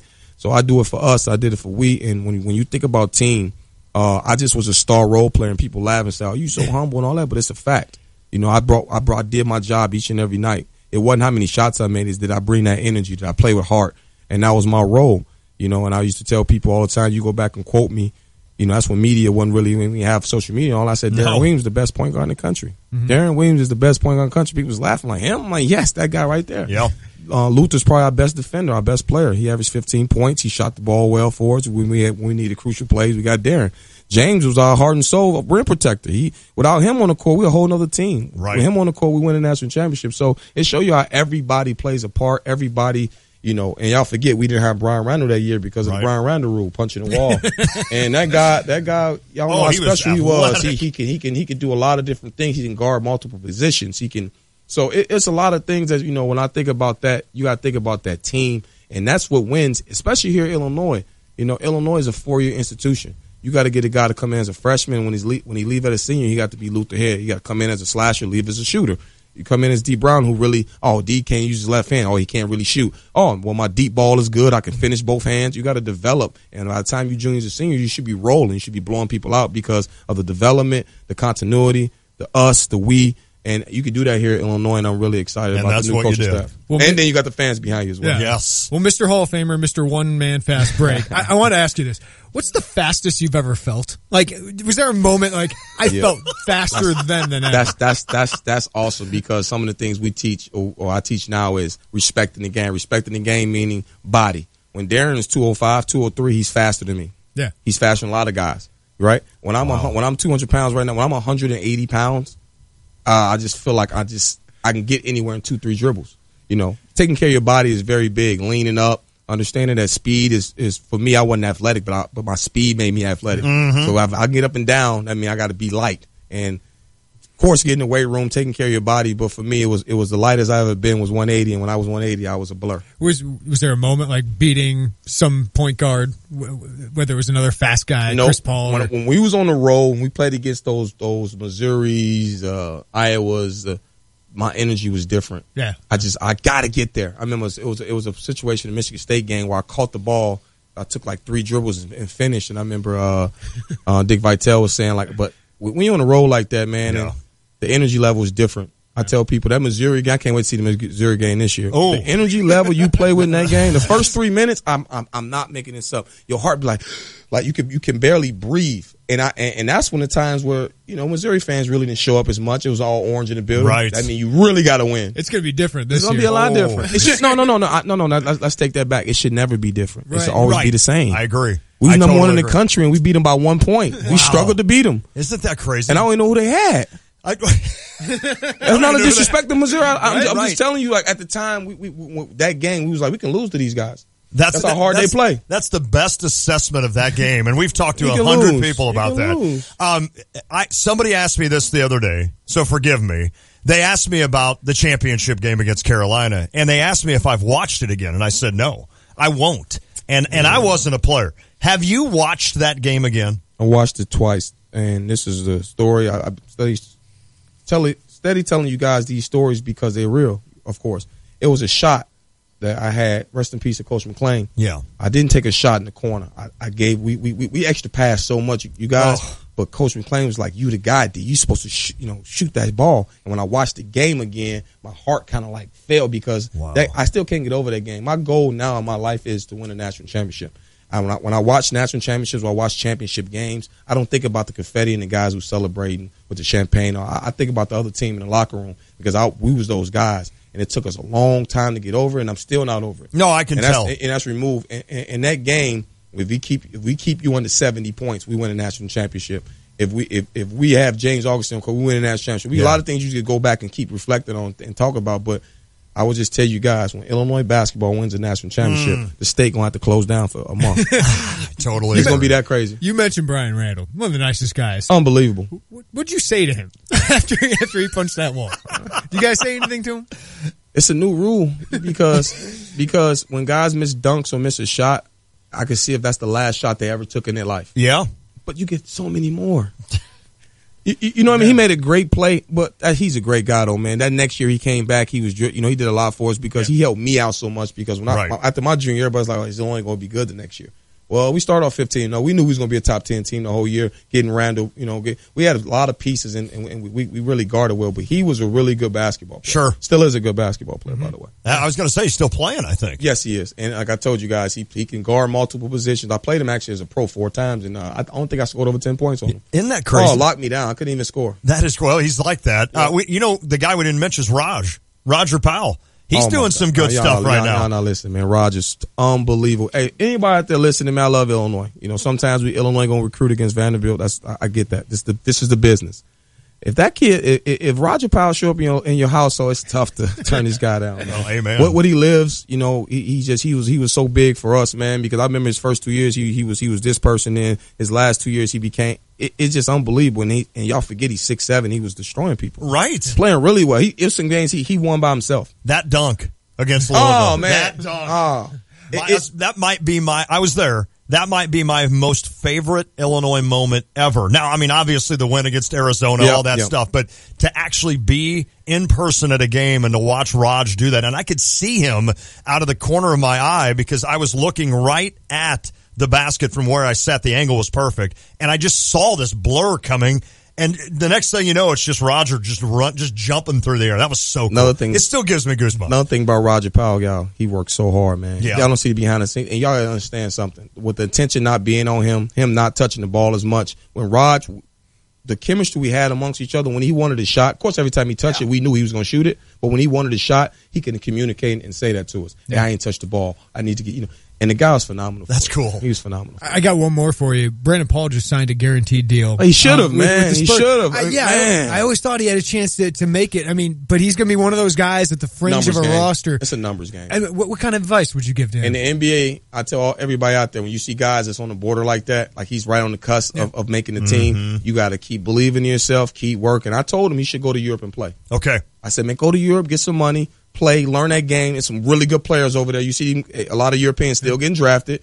Go over there, work on your game, and watch how much you develop and become more of he'll become a better pro. He went over there. I seen him. I was like, man, you look good. You feel good. You're confident. Looks real good. Now when he plays, he looks like he belongs. Yeah. And I'm really happy for him because he's a really good player. And for me, I want all our guys to be pros and have a chance to go to the NBA or be a high level European. I think we got a few guys who are going to do that, and I'm very excited for that because, like I said, when you walk through our program, we got a lot of great players to put that jersey on. Amen. Was Kevin Durant, was he acting last night, or was he mad at Peyton Manning? Got to be mad at that. That's disrespectful. It's so disrespectful when you can throw jokes at a guy who played that well. Oh. And a guy where we live in the land of the free. Yep. You have the freedom to go where you want to. So I'm gonna give a message to everybody who don't know, and they probably, D, you just shut up, blah, blah, blah, blah, blah. You never got cut.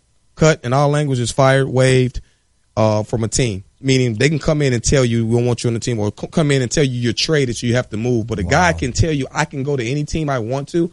That's freedom. Yeah, don't blame him. And you knocking the guy to go somewhere where you want to be around greatness. Amen. No other industry. No other industry do we do that. No. Every industry you want to go play for the top team. Everybody, for me, if you are anchor, you should want to be on ESPN. You should want to be. And nobody's going to criticize us if we go to ESPN. If we left today to go to ESPN, everybody would be like, "Oh, that's great." That's what we call respect the game. And respect the game, meaning you understand that's what it comes with, especially with the new social media. Can you understand this? If we had social media when I played, how many people would hate me at other schools? I used to go there at Purdue. I did this first. Yeah. At Iowa, I did it next. I never put my jersey out. I never popped my jersey at Illinois in Sydney Hall because we Illinois. I always did it on the road. So imagine if I did that on the road, what everybody be saying on Twitter and popping off about me. Yep. Oh, this kid think he's X, Y, and Z, where they don't understand that we do this for the brand. We do it for Illinois. When did you start the headband?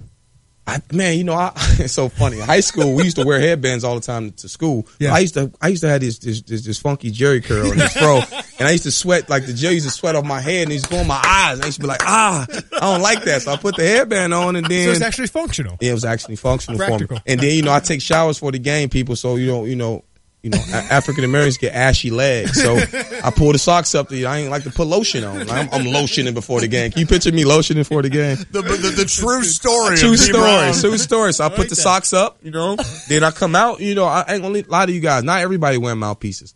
I used to get hit in the mouth because when you talk so much on the court, guys aim at your mouth when they knock your teeth out.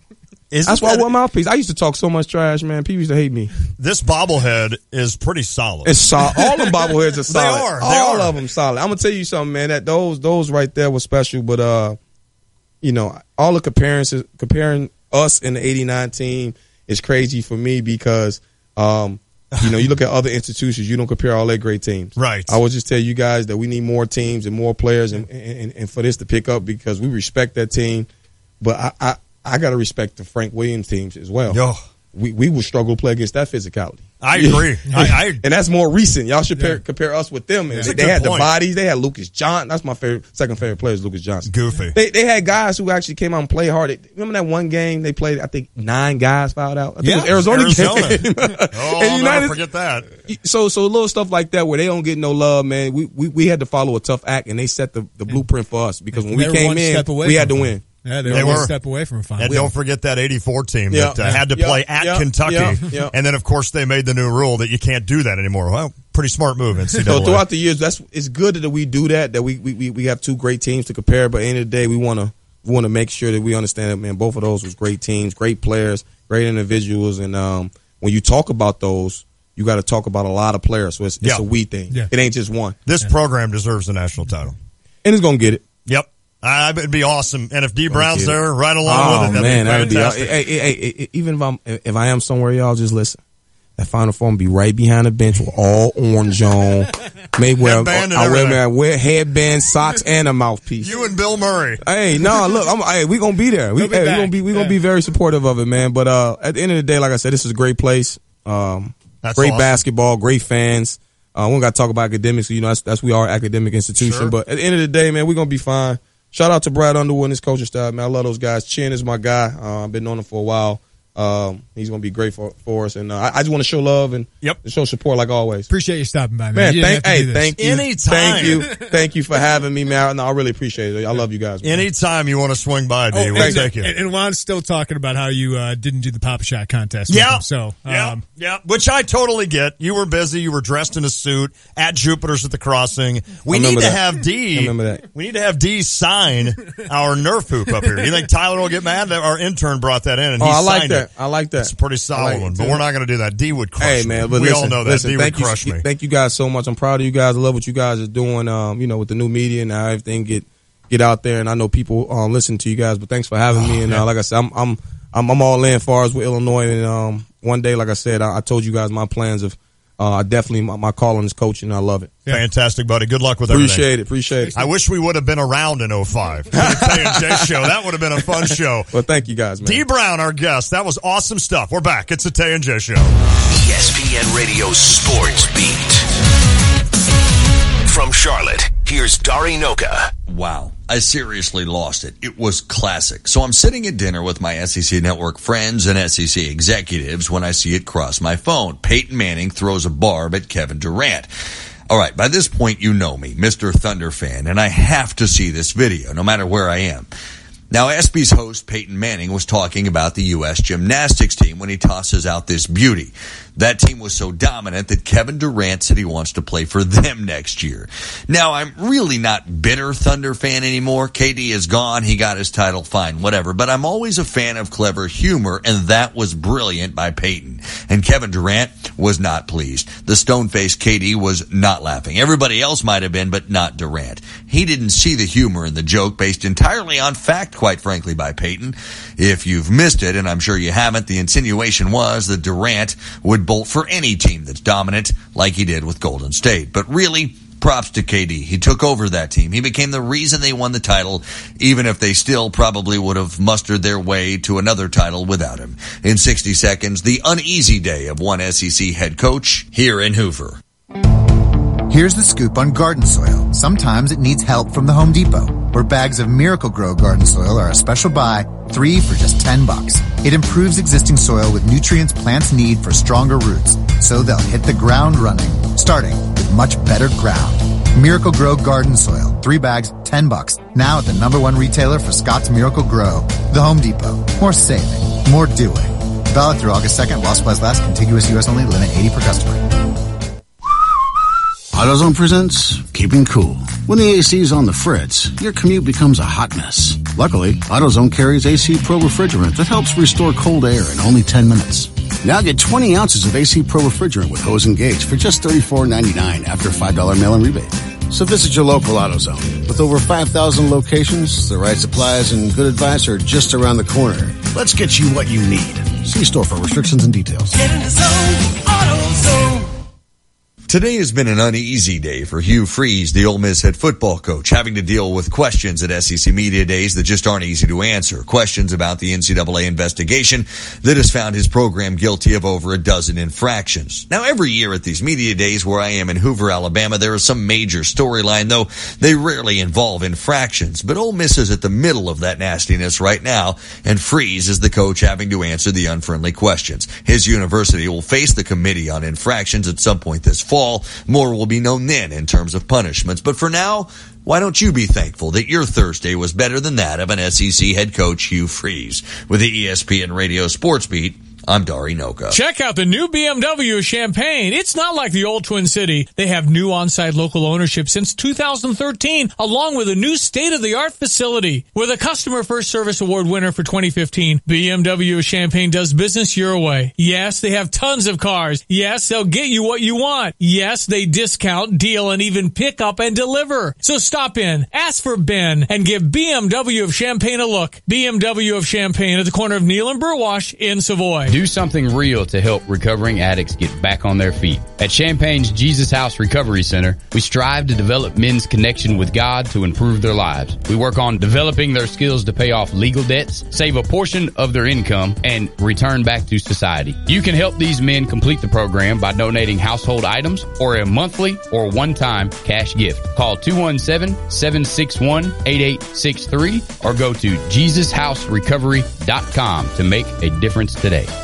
Going on 5 years, Rock's Place in St. Joseph has become the neighborhood sports bar and grill for a lot of folks in the area. Rock's Place is known for their delicious burgers, and they also have great daily food and drink specials. Plus, Rock's has plenty of TVs, so you can keep tabs on the Cubs and Cardinals all summer long. And while you're there, press your luck on one of Melody Music's video gaming machines. For delicious food, cold drinks, and good company, make it Rock's Place, 101 North Main Street in St. Joseph. Find them on Facebook, ROCHS in St. Joseph. Hey, it's Stephanie Pratt with Coldwell Banker, the real estate group, your realtor that rocks the real estate market. I so love to cook and smoke. Meats, that is. I want you to be a rock and cook too, so I'm going to hook one lucky winner up with a master-built smokehouse smoker. Just listen for Stevie J in the morning and Tay and J in the afternoon to tell you the text. When they do, text a keyword to 359-2255 and you'll be entered to win. And let me rock your summer parties in a new home. Go to StephaniePrattHomes.com to contact me today. And for information on the smoker giveaway, go to ESPNCU.com. Hey,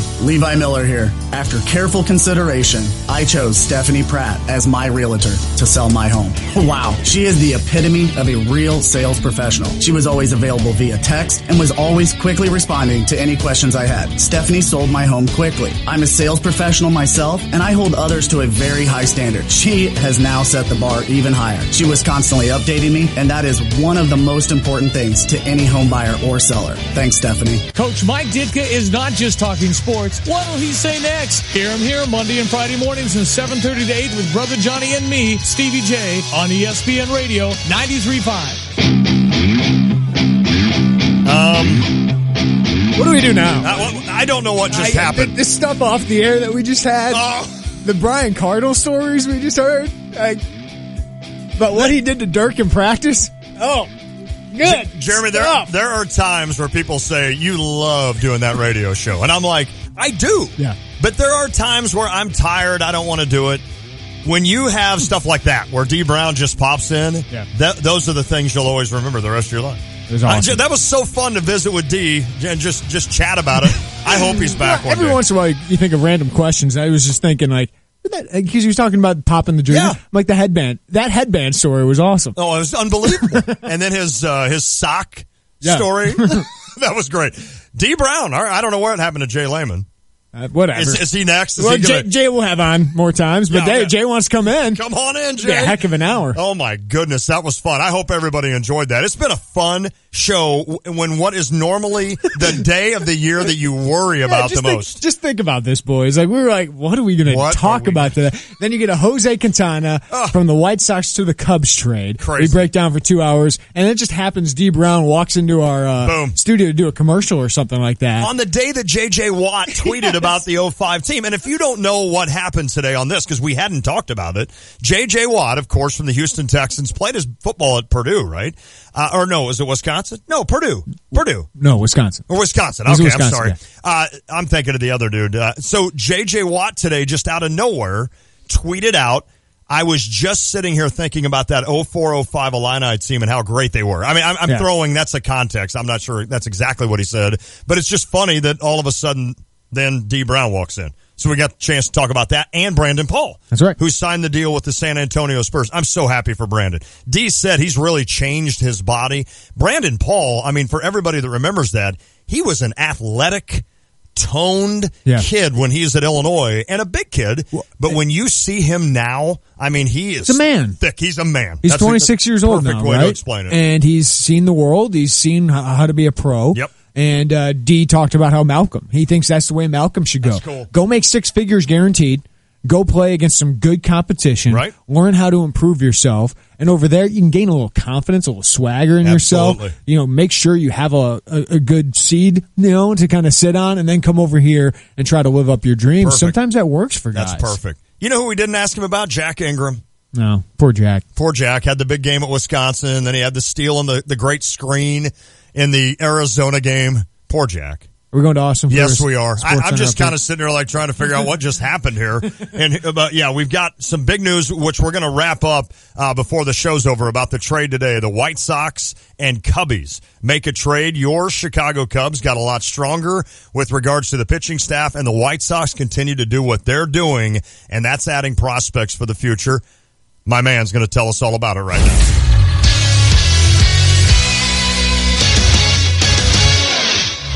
Hello, I'm Austin Berkland with the 540 Sports Center update presented by State Farm agent John Kaywood. At State Farm, when home and auto work as a team, you score time and money. Call State Farm agent John Kaywood at 217-367-1105 today. Guys, it's happening. The trade we all thought was impossible has been announced. Jose Quintana is now a Cub. Quintana was traded this morning for Cubs prospect Eloy Jimenez, Dylan Cease, Matt Rose, and Bryant Fleet. Jose Quintana has career stats of a 3.51 ERA, 7.59 K per nine, and a career WAR of 21.7 per Fangraphs. Eloy Jimenez has a 490 slugging, 8 homers, and an 841 OPS this year. Cease has thrown 51.2 innings this year and has a 12.89 K per nine plus a 2.79 ERA. In other baseball news, former Cardinal Johnny Peralta was released by the Red Sox. The infielder had not played a single game in the majors for the Red Sox. And this is just coming across from Kerry Muscat. Cubs versus Orioles will be Montgomery, Arrieta, and then Quintana. So Quintana will make his first start in the third game of the Orioles series. Brandon Paul, the former Illini, has signed a guaranteed deal with the San Antonio Spurs. He averaged 10.4 points per game in 68 games the past 3 years in various European leagues and 14.6 points per game in 45 games in the NBA D-League. Sources say Kings VP Scott Perry and Kings have come to an agreement to become the Kings' new GM. And the John Deere Classic is Dylan Meyer is tied for 48th with 1 under. Nick Hardy is even at 76. Brian Campbell is tied for 31st at 2 under. D.A. Points is also 2 over, and Steve Stricker is 3 over. That is a PGA Tour event. Yes. You think Mike Small's getting things done here at Illinois? Dylan Meyer and those glasses are sure working. Have you seen, Austin, thank you, buddy. Have you seen this push to get Dylan Meyer and Nicki Minaj together? Is it really? Oh, my goodness. Somebody did a story, I think, on Dylan Meyer. He loves Nicki Minaj. And last night, I don't know if you saw the interview, they interviewed Nick and Dylan, and they were asking him about things that I don't know. Is Golf Channel or WCIA? Or I'm not sure. I saw it on Twitter, I guess. But somehow Nick Hardy mentions the fact that Nicki Minaj needs to be involved in this thing, and they're both laughing. I mean, they're both just having a great time. So that was so funny, but two great kids. Those kids. Dylan's a DJ. Yep. He does a DJ in his part-time, so maybe he can lay down a track with Nicki sometime. Dee Brown just proved it. We get to meet, you meet all the athletes, obviously, but we get a chance to become friends with some of them and actually become more than just an interview, obviously. Dylan and Nick, those two kids going forward, those are going to be two kids to really watch and have fun with in the future because they're both going to be very successful. Dylan's a star personality. Yes, he is. And he's got the star look, too. Yep. With those glasses and the visor. He's so marketable. Like he's got is like a Twitter following. It's like a fan club. Yeah. The Funky Bunch on Twitter. He is so marketable. It's ridiculous. Yeah. Hey, I want to tell you about Houlihan's because tonight is tonight Thursday? It is Thursday. It is Thursday. I've totally lost all these baseball games. I don't even know what day it is, but you can join Houlihan's every Thursday for live local music. Patio play is what they call it. It's located on the beautiful, secluded outdoor patio and features new live performances each week and $4.95 martini drink specials, rain or shine. The show goes on. Today is July 13th. Tonight, Whiskey Fingers will be playing at Houlihan's at the iHotel. So jump out. Sit outside. I know it's a little warm, but sit outside, have a drink, and listen to Whiskey Fingers at Houlihan's just down the road. Austin, if you want to join in, you can with this as well. Where would you rank this Quintana trade among trades that have happened in Chicago the last year? I'll give you the list. Okay. Chapman, Aroldis Chapman for Gleyber Torres, basically. Chris Sale for Yoan Moncada and Michael Kopech. Jimmy Butler getting sent to the Timberwolves. Wow. The Bears trading up to get Mitch Trubisky. Okay, that's last. I'm just saying in terms of wow factor. Right. Panarin, Saad, and Jalmerson, are we putting that last? Yes. Panarin for Saad? Without a doubt. And then Quintana. Where would you rank Quintana then? I want to, and I don't know if it's I'm trying to avoid the knee-jerk reaction with regards to today. The trade happened with Quintana.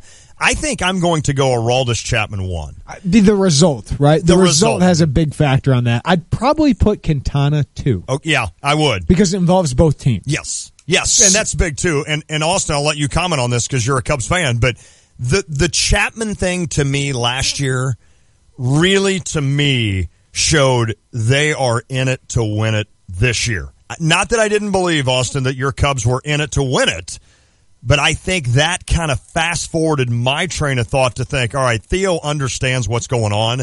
I'm going to go get the best closer, maybe not the best, arguably the best closer in the game in Aroldis Chapman, and that's going to, boom, right there, we've got that problem solved, and you had so many other things. So I think Chapman would be number one, still for me.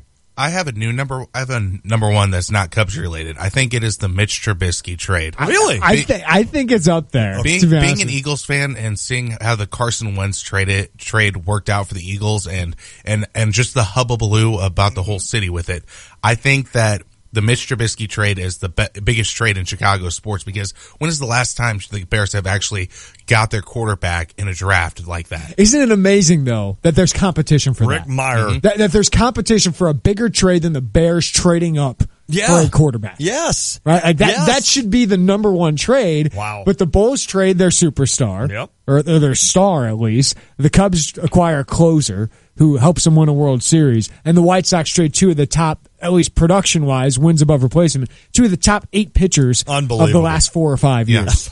I would probably put the Quintana trade number 2, and then Chapman 3. Okay. Actually, Sale 3, Chapman 4. And then the Blackhawks trades are definitely last. I don't know if it's because Cubs could have traded for Andrew Miller, too. Yeah. Right? They easily could have done that. If they would have done that, if they would have traded Kyle Schwarber for Andrew Miller to the Yankees, then I would say that would rank higher.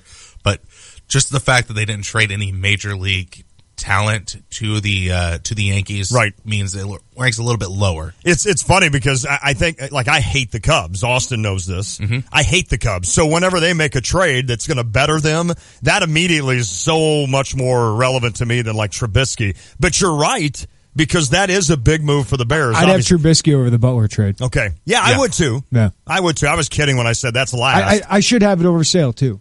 Sale was the best pitcher in White Sox history. Yes. So it's hard for me to say that. But and Trubisky, you really knew that was coming. When you're talking about like fan interest, yes. I think that Trubisky deal is even much me better. as a Bears fan. I had no skin in the game in the Bears trade. Yet I turned on to 670 The Score and ESPN 1000 the morning after, because I wanted to hear what every fan had to think about this trade, because it was so divisive. Right. I've never seen a divisive trade like that. Ooh. Everyone in Philly loved the Carson Wentz deal. Yep. So it was so intriguing to me with that trade, because it was so big, yet there was 50% in for it, 50%. Yeah. I thought it was terrible.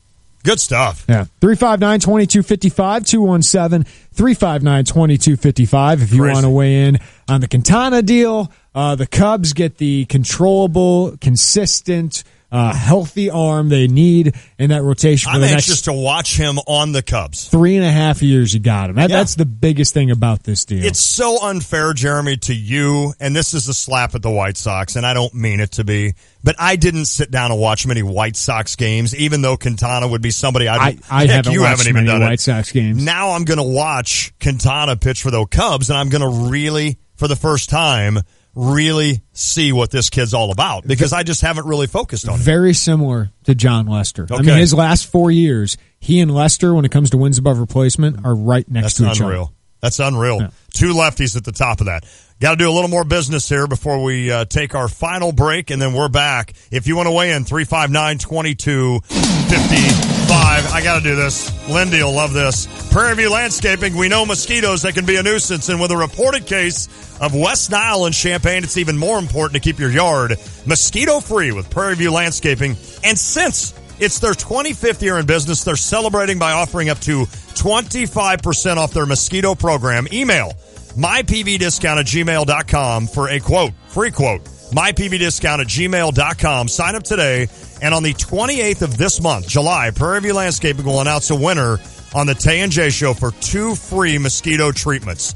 Do it today. They can help you get rid of those mosquitoes. Email Prairie View Landscaping, mypvdiscount@gmail.com. There's not a puppy around, but we're going to wrap one up.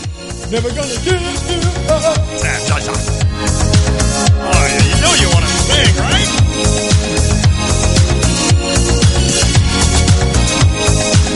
It's launch I'm Tay from ESPN 93.5, and whenever I need work done on my car, I go to Long's Garage. No, not Lon's Garage, Long's Garage in Urbana on Main Street, just east of Schnucks. From engines and brakes to new tires, you can get a variety of auto maintenance assistance from the experts at Long's Garage Complete Auto Service. And this summer, beat the heat and come into Long's Garage for an AC check. Since 1941, Long's Garage has offered expert repair services. Visit them today at 503 East Main Street in Urbana, just east of Schnucks. Hi, it's Jackie Walk with Special Olympics Illinois Area 8 in Champaign. Join me for our 18th annual golf outing benefiting the athletes in Area 8. This event is hosted by the Stone Creek Golf Club in Urbana and will be Monday, August 14th at 11 a.m. Join us this year as a golfer, sponsor, or donate to our raffle. The cost is $100 for an individual or $400 for a team of 4. For more information to register or sponsor this outing, contact me at 355-1750 or email me at jwalk@soill.org. Beacon Insurance and your local independent agent are committed to providing the best coverage options and the best service possible. They're available 24 hours a day, 7 days a week at beaconinsurance.com and on social media. Check them out on Facebook at facebook.com/Beacon Insurance. It's a great way to learn more about insurance for your auto, home, life, or business. You'll stay up to date with important announcements. Plus, they'll throw in a few fun facts along the way. For beyond the expected information, follow Beacon Insurance on Facebook today. Home is where the art is. It's where every day begins and ends. It's a place for big occasions and small. Home is where stories unfold and where they are told. We may leave, but we always come home again. First Financial Bank can help you achieve the home of your dreams. Talk with one of our friendly loan officers and we'll help you find the loan that's right for you. Consider it our way of saying welcome home. From First Financial Bank, Equal Housing Lender, member FDIC. Hi, I'm Dan Moyson, owner of Simplified Computers in Champaign. For over 20 years, Simplified Computers has been helping local businesses and nonprofits with their computing and networking needs. We cover everything from servers, network security, cloud-based applications, wireless accessibility, computer support. In short, whatever technical issues your business runs into, we've seen it and we can help. Call us at 352-5000. That's 352-5000. Simplified Computers. Simply the best. Hey Cardinals fans, we have another great weekend of promotions coming up for you. The weekend of July 28th, 29th, and 30th when the Cardinals host the Diamondbacks. Friday night, it's the replica 1967 World Series Championship Trophy. Saturday, the adult replica 1919 jersey, courtesy of Fabic Cat. Also that evening is a fireworks night, thanks to Fabic Cat. Sunday, the Kids Pocket T-shirt presented by the Pasta House Company. Tickets available at cardinals.com/promotions. The same people you trust after a fire or water disaster will also keep your house clean year-round. That's because the specialists at ServPro of Champaign-Urbana and South Champaign County are trained in every category of cleaning, from mold remediation to the cleaning of carpets, upholstery, air ducts, and crawl spaces. They're here to help protect every square foot of your most valuable possessions. ServPro of Champaign-Urbana and South Champaign County, or visit them at servproofchampaignUrbana.com. That's the bright green cleanup team at ServPro of Champaign-Urbana and South Champaign County. Franchises are independently owned and operated. Hi, it's Stevie J. Start your day with me along with Diane Ducey, weekday morning 7 to 9, here on ESPN Radio 93.5. Financial struggles can be stressful. Fight back with Busey. They've got the support and resources you need to tame financial stress. Did you know 72% of adults feel stressed about money at least some of the time? I had it at 70%. 22% say the amount of stress they experience is extreme. It can be harmful to your health, including fatigue, headaches, depression, high blood pressure, and heart disease. The good news, there's simple steps you can take to reduce or eliminate financial stress in your life. Here are 5 of them. Stop and assess your situation. Create a snapshot of your current financial condition. 2, talk to your partner or spouse. Ensure you're on the same financial page. That's important. Yes. 3, take control by reviewing where your money is going. Finance Works available through Busey eBank can help. And 4, think longer term by identifying and prioritizing your goals. My Financial Goals on Busey.com will help you elevate your options for retirement. And 5, get help. You don't need to handle this alone. That's where Busey comes in. They're dedicated to providing the support and resources you need to help tame financial stress and achieve your financial goals. Visit any Busey location, call 1-800-67-BUSEY, or visit Busey.com today. And we know in the Warner household that Tiff pretty much just says, I control the money. Pretty much. Jeremy, you let me know when you need $5, and you don't even use cash. I get an allowance. Yeah. She just hands out a $20 bill every day. That's what we as guys need. I mean, I know we all think that we're so cool, and, well, I run a business, so no. Here's your $10, and you let me know if you need more, and I will determine at that point. Makes life simpler that way. It does. It really does. Just continue acting like a 15-year-old the rest of your life. It totally does. I can't believe that I'm about ready to press this button. The show's done. What do we do tomorrow? I think we don't even. This was supposed to be the hardest day of the sports radio calendar. Tomorrow will be the day where we're just like, man, we got nothing to talk about. We're just going to fold it in tomorrow, guys. I'm just going to let you know. We're going to give a D+ effort. Yep. We're going to replay the Dee Brown interview. We should. We should. People would actually like that. Because we didn't tease that he was going to be on the show with us, so we may do that. I'm not kidding you. I agree. And baseball's back tomorrow. Does Quintana start for the Cubbies tomorrow night? Baltimore Orioles, he starts, right? Third day? Third game. Okay, third game. So he'll be starting on Sunday. How about that? Hey, thanks to our guest today, Brian Billick, FutureSox.com, Sahad Sharma, The Athletic, broke down the Cubs aspect of it, and Dan Hayes, CSNChicago.com. Great stuff. And thanks to Dee Brown for stopping by. Just swinging by. See what tomorrow brings. You and Austin put together a great show. That was fun. Today was fun. Everybody have a great Thursday night. Don't forget, Hula Hands tonight. Go down and listen to some music. Have a drink. We'll see you tomorrow. Tay and J Show.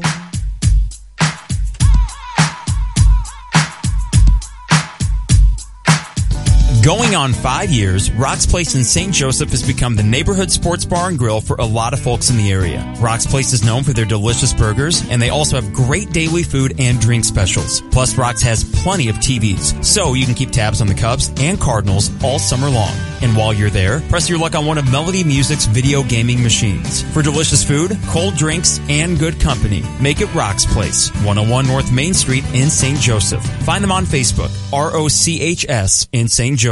Hey, Cardinal fans, there's still plenty of time to make your trip to St. Louis and Busch Stadium to see the Cardinals play. Why not make it the weekend of July 28th, 29th, and 30th when the Cardinals take on the Diamondbacks? That weekend is loaded with great promotions. It begins on Friday night with the replica 1967 World Series Championship Trophy. You'll take home a version of the trophy that stands at 6.5 inches tall, and it's an item you don't want to miss. Saturday, it's the adult replica 1919 jersey, presented by Fabic Cat. Add this throwback jersey to your collection. Then stay in your seat after the game for a fireworks night, also presented by Fabic Cat. Sunday, July 30th, it's a Kids Pocket T-shirt presented by the Pasta House. This T-shirt is gray with a red pocket, and it also features Fred Bird. That Sunday is also Christian Day at the ballpark. It's the weekend of July 28th, 29th, and 30th. The Cards and the Diamondbacks. Great giveaways. Tickets available at cardinals.com/promotions. There's only one Cardinals baseball. There's never been a better time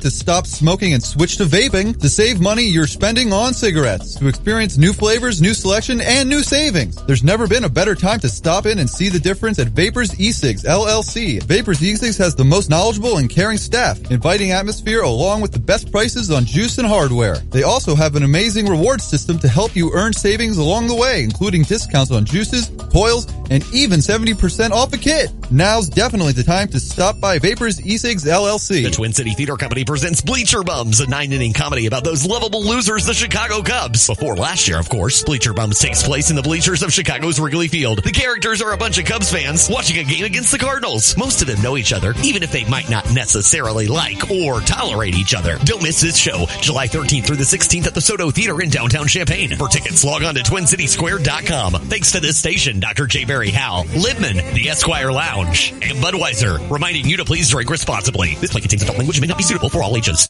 As a small business owner, you make every dollar count. So what could you do with $10? Go to Vistaprint.com today and you'll get 500 high-quality custom business cards for only $9.99. That's less than 2 cents per card. And at Vistaprint, your satisfaction is absolutely guaranteed. So it's never been easier to turn 500 strangers into connections. Just visit Vistaprint.com and use promo code 2000 at checkout. That's Vistaprint.com, promo code 2000. You're listening to WSJK